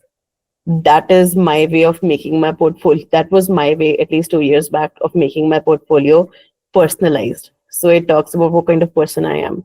So before, what do you think your design style is? It's not just something you pick. It comes from your experiences and what kind of person you are. So the best way to create your own style is to start thinking about those things. What is important to you? What kind of a designer you are? Why you design? So it's an abstract answer and it's an abstract question, but that's honestly the best we can do. We have to spend a lot of time introspecting our own values and our own things that are important to us. So that's Yeah. a lot of work that you'll have to do. Yeah, I think sharing as someone who doesn't have like an academic background in design, what worked for me is that at this point in my life, I probably have 3,000 plus designs that I have made, right? And that amount of grunt work, that amount of figuring out layouts, that amount of seeing the different color palettes, the way of putting things on a screen, so much more, it gives you an intuition. And that is something you kind of build over the amount of time you spend doing designing, right? And then remember, design is a segment of life that is kind of really assisted if you're doing better at other segments of life as well. So if you're able to actually creatively think out of the box when you're not just thinking about design, it'll assist when you're doing design, right? Because you'll be able to actually think. If you are really a good presenter outside in your classroom when you're presenting, it'll help when you are actually working with clients, right? So that's another thing. So don't just specifically keep working on the design aspect of your life, but also work on the public speaking, talking to people, working with people, collaboration aspects of things as well. Not that it's a must, but it's a great to have, right? Next question is, what if someone only has one project, but that project is really solid and detailed? Would it be okay to apply to that one with that one project? Yes. Yes. One amazing project is better than 8 subpar projects. Yeah, but the definition of amazing is there. That's yeah. Yeah. The definition of amazing is like really, really high then. We did have one applicant who I think both Mudit and I, when we were in a hiring cycle, liked a lot. And that person had 3 projects, just 3 projects, compared to other people who had given us 15, 20 projects. Yeah. And he was one of the 3 people who we were like, yeah, he's really good. And because the 3 projects were so high in how detailed and how great of concepts and how great this person's ability is to work on design, to work on concepts, and to create layouts and typography. It was so high, it was so good that it didn't matter that this person only had 3 projects. Yeah. So if you have one project, but it's really good and you're super confident about it, do send it. Yes, and then if someone has one really solid and detailed project, that means they've actually spent a lot of time doing a lot of things, and then they're able to do this one really good project as well, right? So remember, you cannot pull off a perfect project just by thinking that I will do just one project and I'll have perfect project. No, you will have to explore multiple projects, multiple design styles, multiple tangents, and then you'll have that. Okay. I'm a 12th grade graduate and truly passionate about becoming a skilled graphic designer, just like professionals I admire. But honestly, I'm feeling really confused about where to start and what steps I should take. Can you please guide me in the right direction? Okay, so I am going to assume that you've just either passed your boards, and honestly, I think we should have specified this, but the seminar was mostly for people who have graduated from like their bachelor's. But you have caught us at a really good opportunity at a really good time. Because if you have just passed from school, whether you're planning to go to a design or art institute or not, but you know that you want to explore being a graphic designer, you have time on your side, which means you get to explore. I think one of the best ways to explore is to leave digital graphic design for a little bit and explore manual physical mediums. So look for printmaking techniques, look for collaging, look for hand done typography techniques, things that you can do by hand. Learn those, because the best way to explore. So even today, when we get a new client and we have to do everything from scratch and we have to make a logo, I draw it by hand. I do not open Illustrator and just start making the logo. No, never. Everything starts by hand. It's the best way to explore this beginning of anything. So you have just passed 12th. You have a lot of time at your on your hands. This is the time that you can use to explore. A lot of people who have graduated already or who are changing their fields, they don't have that kind of time. They don't have that opportunity. You do. So look for printmaking techniques. Look for small sketching, doodling. Keep a sketchbook, but just like small things. The idea is to explore concepts.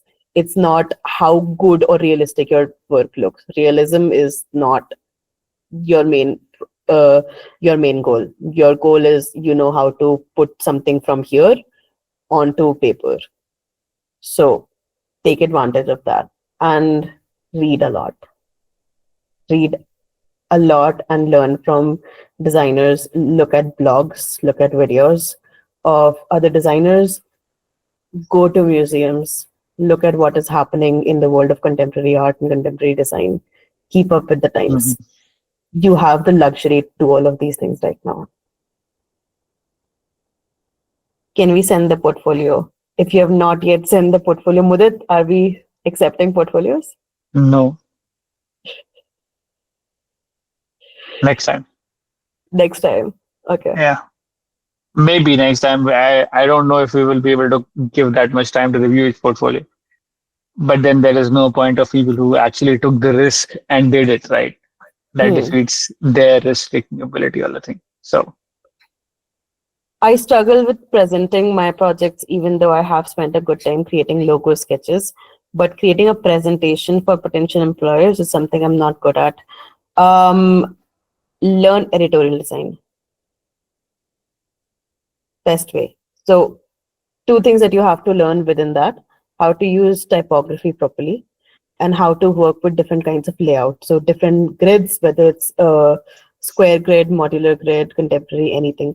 What you're looking for is learn how to make layout designs, because once you learn layout designs, you will automatically become a lot better at presenting all of your work. So editorial design, the phrase that you need to remember is editorial design, layout design, and use of typography.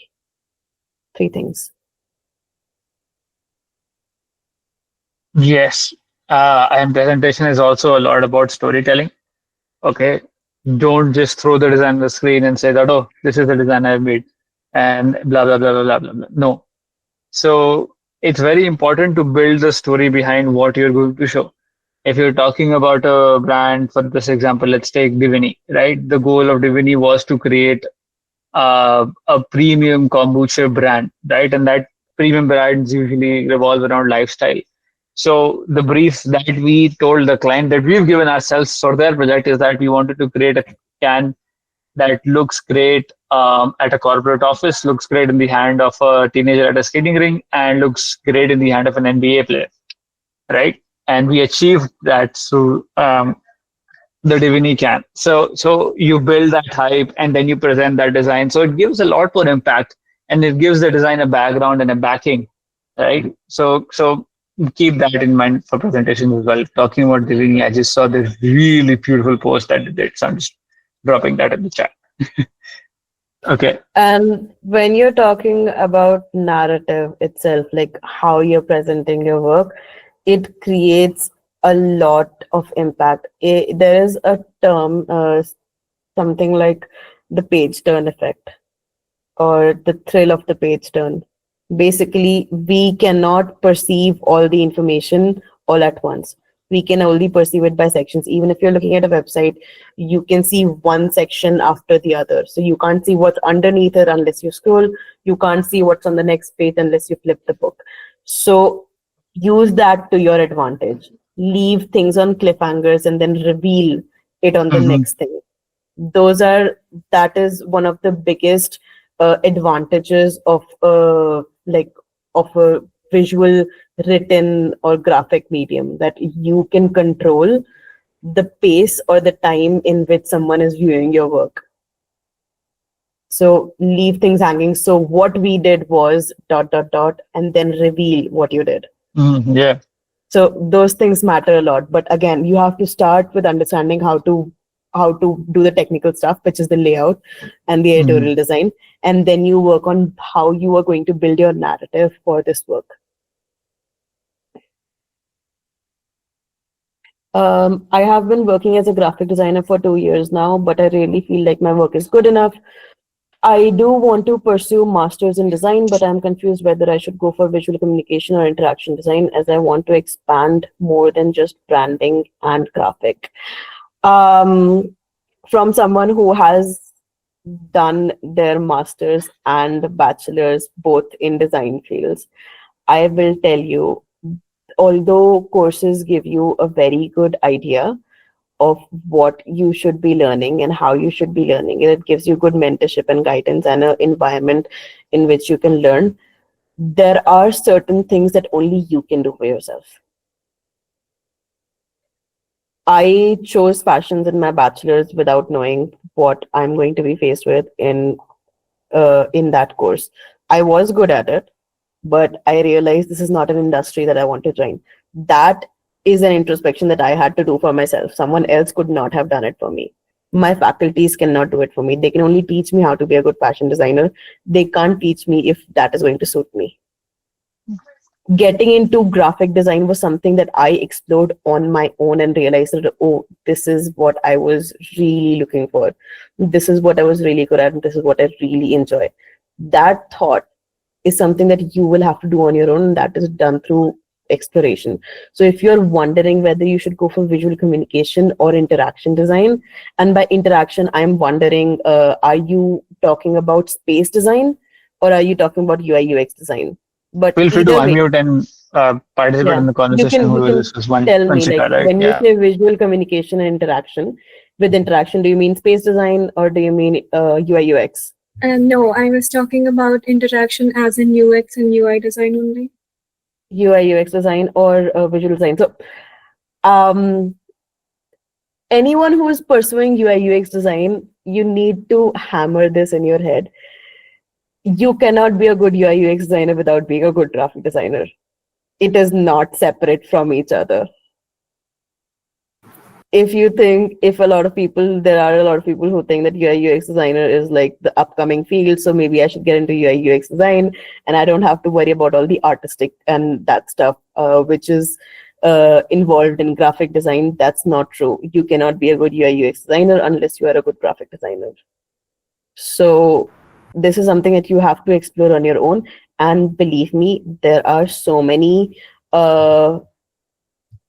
pocket-friendly courses and things available online which can help you in that research. Once you realize that this is definitely what you want to do and you still want to pursue a degree in that, at least you will know that this is what you wanted and this is something that you're good at. Okay, I'm really thankful for it. I know this is very uncalled for, but I need to give a bit context that I initially enrolled in a product design from Amity University, but I had to drop out. Then I eventually got opportunities as a graphic designer, and this was something I really enjoyed compared to product design. I did get that this was not for me, but I particularly enjoy branding and graphic designing. So my next move was that I really need to understand the concepts. I do, learn through different designs, but I need to get my structure very strong that, yeah, this is how the principle works. This is how, when I look at other designers' work, it really inspires me, but makes me self-doubt myself. That's why, I want a strong confidence that, yeah, okay, this degree might give me a bit of confidence about my own work. That's why my question was it. You cannot be dropping like lakhs of rupees to gain confidence. Yeah. See, Confidence is something you have to get before you get into the program. Okay, you have to get the Dekho, confidence before you go Asa, in. leave everything aside one second. Okay, I'll tell you one thing for sure.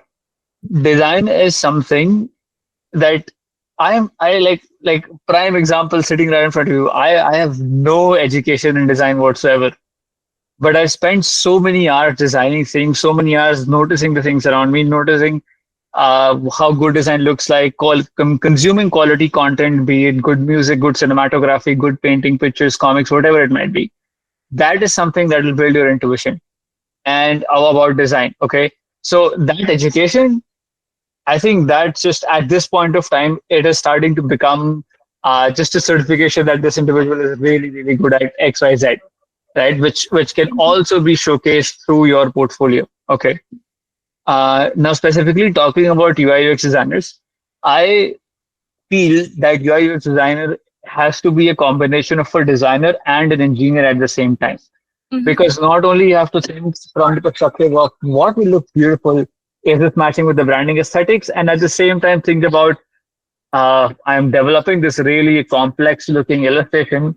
Will the developers be able to implement it in the website while it's being animated?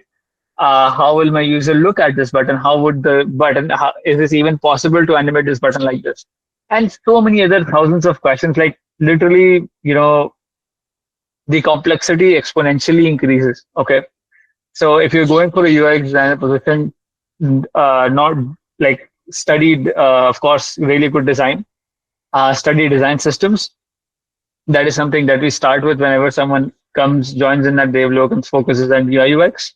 Design systems are crucial and they make your designs a lot better and consistent.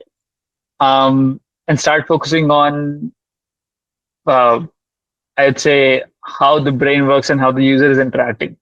And then if you really want to be a really, really good designer, start learning the basics of programming languages like HTML, CSS, so that you know how these pages are structured, so that you can then work hand in hand with the designer. Okay, you know what? Let's do this. Let's actually pull up one of our own Figma files to show you something.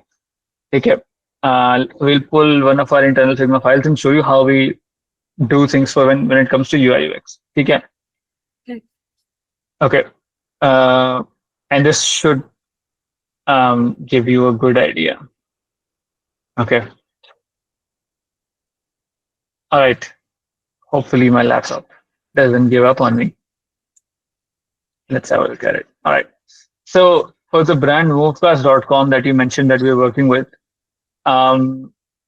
after the branding was done by the branding team, we received it. The UI UX team receives it and creates a design system out of this. You see how these colors are fixed. the brand colors are earmarked here, here, and here, right? And then if you go into the variable system, the entire variable for the entire system is set up here, right, within Figma itself. So what this allows to, you see how these variables are mapped, mapped within 3 layers. And I'm not going to go into the specifics of why we do this, but you'll learn when you do design systems.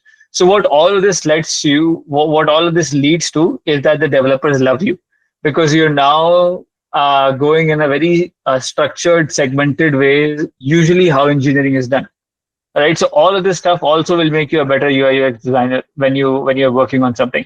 And so whenever something is ready for development, we push it to a ready to dev file, which the developers have access to. So it's like the company develops it, we design it, kind of collaboration. So we have to ship these designs for the developers to design.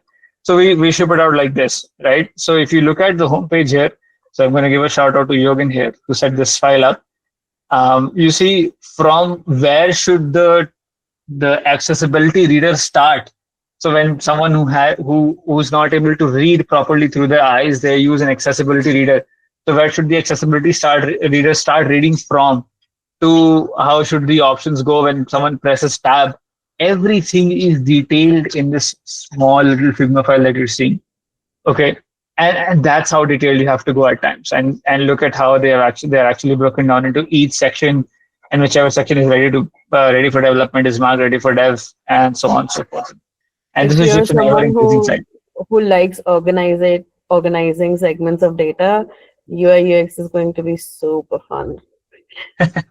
I agree, but once again, don't be afraid. Okay, it's a step by step learning or thing, and if you consistently keep putting effort in it, you're going to be fine. Thank you so much, both of you. Great. Okay. Next Scarlett. one is, Oh, do Prerna. you, Okay. Prerna here, do you think in the future using AI in design will be the norm? I see made up job descriptions in which having a skill set in AI tools must have. See, there is no clear-cut thing we can tell you about AI. The reason being, AI is developing rapidly, but gradually there are also people who are discussing it and the ethical considerations as well as the uses of these things, and where to locate them and where to explore more. And different laws are being created, different copyright laws and things like that are being created, paywalls are being created to control how AI can be used, utilized and taught. So yes, there are a lot of people who are asking for candidates who can work with AI, but it again, I know we try to conform with people in the industry and become a designer they want us to become, but in the end, and this is very, very important to know, you are in a creative field because you wanted this. Mm-hmm. So you do not have to conform to a standard which you do not believe in. If you are someone who likes to incorporate AI into their work, then you're going to do it regardless of what the job description is. Like might say, And yeah. if you're someone who absolutely does not want to be involved in AI, then you maybe don't go for jobs who are asking for someone who continuously uses AI, who is going to require you to do things quickly, because why just you can just use AI. So it's not just you have to match their standards, they also have to match your standards. Another thing to note here is that, again, at the end of the day, AI is a tool to assist you. When calculators came out, they did not replace mathematicians. They assisted them to do their job way better, right? So treat it like that. If you are actually really good at design, you will be able to harness these tools to actually improve the speed of execution of your design, and maybe possibly in some cases the quality of the design output that you're able to create. Okay. So yeah, do learn AI. Like I'm not saying do that learn it and keep up Yeah. with the laws and the changes that are happening in the industry regarding AI. Because if you saw anytime earlier Yeah. this month or something, Cloudflare, which hosts like a lot of websites on the internet, has has started talking about creating a paywall for AI. So any website that is hosted by Cloudflare is going to put a paywall if any AI software tries to use that website for learning. So it's constantly changing. AI is growing fast, but people are talking about it and trying to understand and control all of these, whether it is monetary value, whether it is the ethical considerations revolving AI. It is rapidly changing, and you only need to care as much as you want. Because if you want to use AI, then you will keep up with it. If you're someone who does not think that it's in their values or in their in design philosophy to use a tool like that, then you won't do it. So again, it depends entirely on what kind of a designer you want to become and what kind of work you want to do. Oh, okay. But yeah, I would say don't be afraid of learning AI. Just take what use karo, like learn how to prompt it. Just give it a shot, right? And you'll get an idea if this works for you or not. Okay, Ayushi asks, as a designer, I often face moments where deadlines are approaching, but my mind feels completely stuck. The pressure builds up, and I start feeling like I won't be able to come up with anything creative or original. How can you deal with that kind of stress and frustration during a creative block and manage to deliver good work? Okay, so even before I answer that question, two important things. First thing is learning how to put out realistic deadlines is very, very crucial. And this is something that you will learn as you progress in your career. So if you think this is going to take 1 week, it's going to take 10 days. Okay. So keep that buffer in mind, maybe even 14 days, honestly. Right? To keep that buffer in mind. First thing. Second thing, be honest. When you think some work is going to take longer than you anticipated, then you give the deadline for, ask for more time. If you won't be able to deliver the work in the given deadline, say no. Say that, hey, what you're expecting is not deliverable. This is the timeline I feel I can deliver on, or XYZ is what I can deliver in the time that you're giving me. That these two things are extremely crucial. Now coming to the point that you've done all this and you're still not able to deliver. Shall we add on to this, but I feel that what happens is that in order to maintain that creative flow, you cannot keep continuously churning out work and expect your brain to keep spitting out new creative ideas.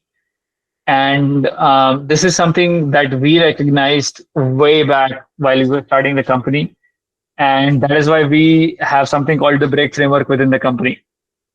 So no one, so basically what break framework says is that there's not going to be any fixed working hours.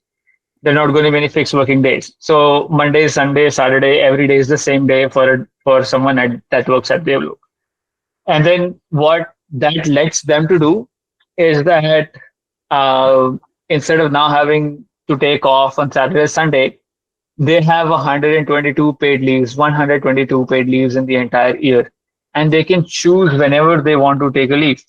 What this allows is that some people work 5 days and then take 2 days off.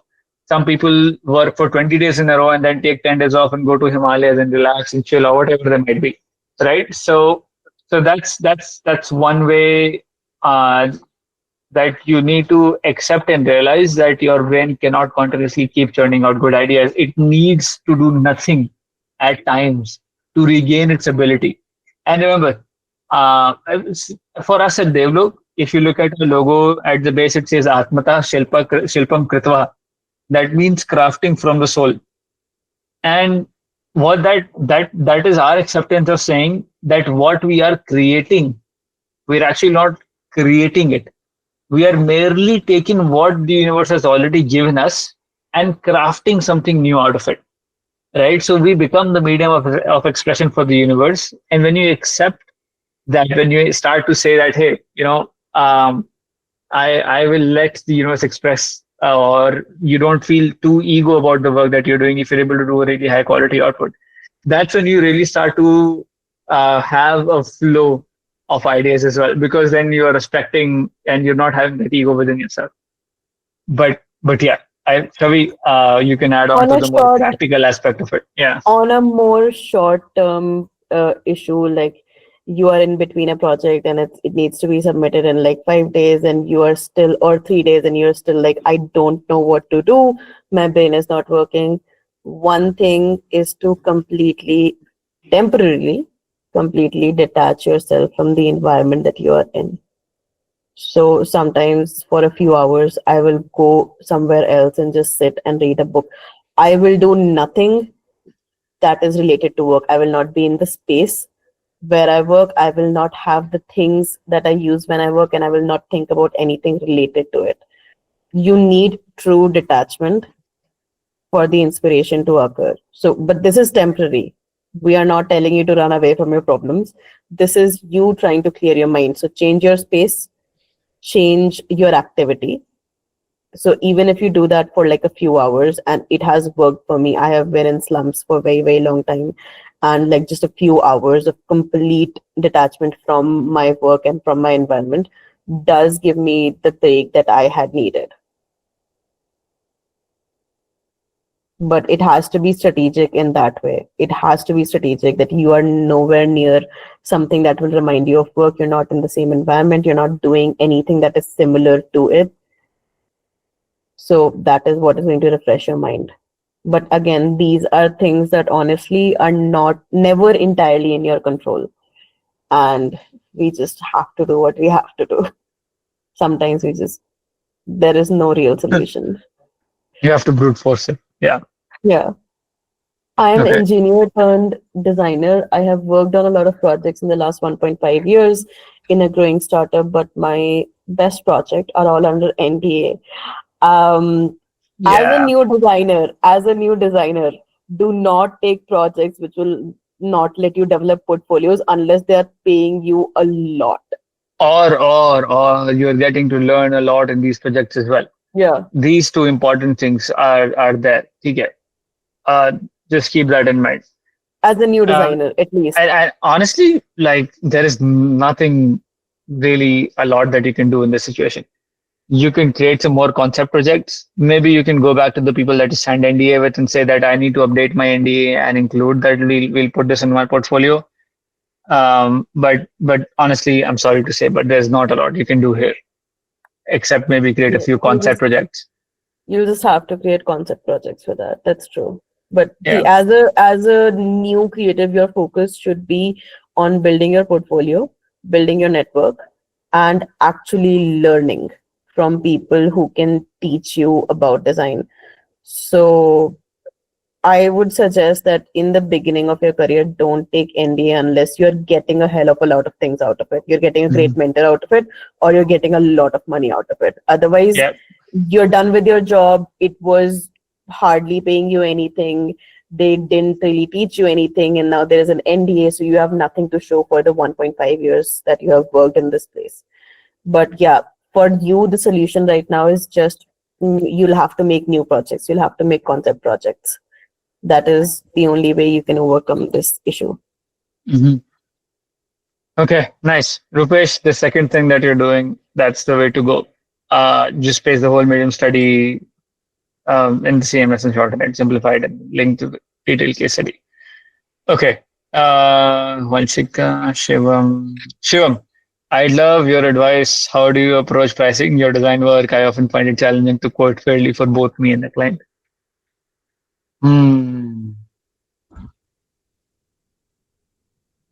I mean, apart from whatever advice Mudit gives, and I'm not trying to steal your spotlight here, No, no, no. Go but ahead. Go ahead. anyone who's in design should probably know who Chris Do is. And Oh. if you want to learn about negotiating Mhm. and how to price your design, how to price the work or the value that you are giving someone, I think Christo gives great advice. He has a channel I called The agree. Future, and best advice on design and business related to design that you can ever get. I agree, and there are even some of the tricks that I've actually learned from him. So absolutely agree here. Um, see, pricing is also a brand building thing as well to keep in mind. After a certain point, people start paying not necessarily for the service that you're providing, but also the brand that they're paying for. Okay. So if someone is going ahead and saying that we want to work with Devalok, they will give the premium for working with an agency like Devalok, which has proven result in the past. So, and it also depends upon which market are you working in, right? Sometimes it's okay to let go of clients that are paying you less, so that you can actually put that time that you got into building a better portfolio, building a better social media presence, spending more time on your LinkedIn posts, and so on and so forth. Now, how do you approach pricing in the design work is different when you work as an individual and when you work as a studio. When you work as a studio, you're looking at the operational cost, which includes salary, software, other promotional stuff, and all that stuff. So you have to include that and then price your work. 3 years ago, our average ticket size used to be $1,000, which is approximately 80,000 to 1 lakh rupees, because we primarily work with US clients. And 2 years down the line, this year, our average ticket size has been $15,000. So it's a brand building exercise that you do over time, that people trust your brand more. You have clients coming from word of mouth. You increase the list of services that you can provide. And that's how it happens. And honestly, there is no answer to how can you quote fairly for both yourself and the client. You only quote fairly for what you think is fair for your work. If the client can't afford it, it's their bad luck, unfortunately. Now, that being said, one thing that we do is that we do work with businesses that we believe are working towards the economic or cultural advantage of the country, of Bharat, and we provide them our services at reduced cost, right? And we only do that because we want to give back to Bharat, right, as much as we can. So that's another approach you can take about pricing, but it's up to you. Okay, Shivam, I hope that answers. I know not very well, but yeah. And specifically for branding, I wanted to know, because most of the time I do branding stuff. So for Devalok, our most basic branding package that will include just the visual identity, not the website, will start at $15,000. So that's the pricing we have been able to build. That's a clientele level that we've been able to get into by actually saying no to a lot of people. By telling them, you want to give 5,000, I'm sorry. I just don't have the bandwidth to take your project $5,000 and do it, right? That does make the amount of clients coming into your bandwidth lesser, in your pipeline lesser. But then you have more time to create more quality work, and quality work leads to quality clients as well. Okay, so it's a practice that you would need to adopt. And then another very important thing is leverage personal connections. If you have someone in your family that works at a company, ask them to set up a meeting with their CEO and say that, hey, this is what I do. I heard that you're launching a new product. I'll be happy to do the packaging, right? And if you like the packaging, I'll do it at a reduced cost initially. If you like the work that I do, we can work on revamping all of your packaging line or something like that. So you need to come up with creative ideas in your own mind of creating opportunities, right? So that's another thing that you should know. So again, this activity of showing up, of talking to people, of going to networking event is what I like to call increasing your luck surface area. Okay. The more you increase your luck surface area, the better chances of hitting a good opportunity. Okay, keep that in mind. Okay. Okay. Thank you. Of course. Okay, Ankit, in UX design, I have done all the UI. Okay. And the research part, but I find it difficult to make presentation for it. Basically, the visual present. How do I make it content? You don't need to put all data into it. Okay, just figure out what is the most impactful data and just put it there. Say that, hey, we have seen in the past thing that there's a 90% more conversion rate if we place the button here or whatever it might be. I mean, just pick the most important pieces of data. So whenever you're making a presentation in which you have to convince someone, you should spend equal amount of time preparing for the Q&A section that you're going to have with them. Okay. So what happens is that you prepare for the presentation when you put out across the data points, but they may not be completely satisfied with the data points you put. So that is where the other half of the presentation, which is just literally Q&A and raw data. I mean, not raw data, but basically more insights as that come into play and they help you make your point Mudit, stronger. So, I think they're talking about presenting it within their portfolio, not like a literal presentation.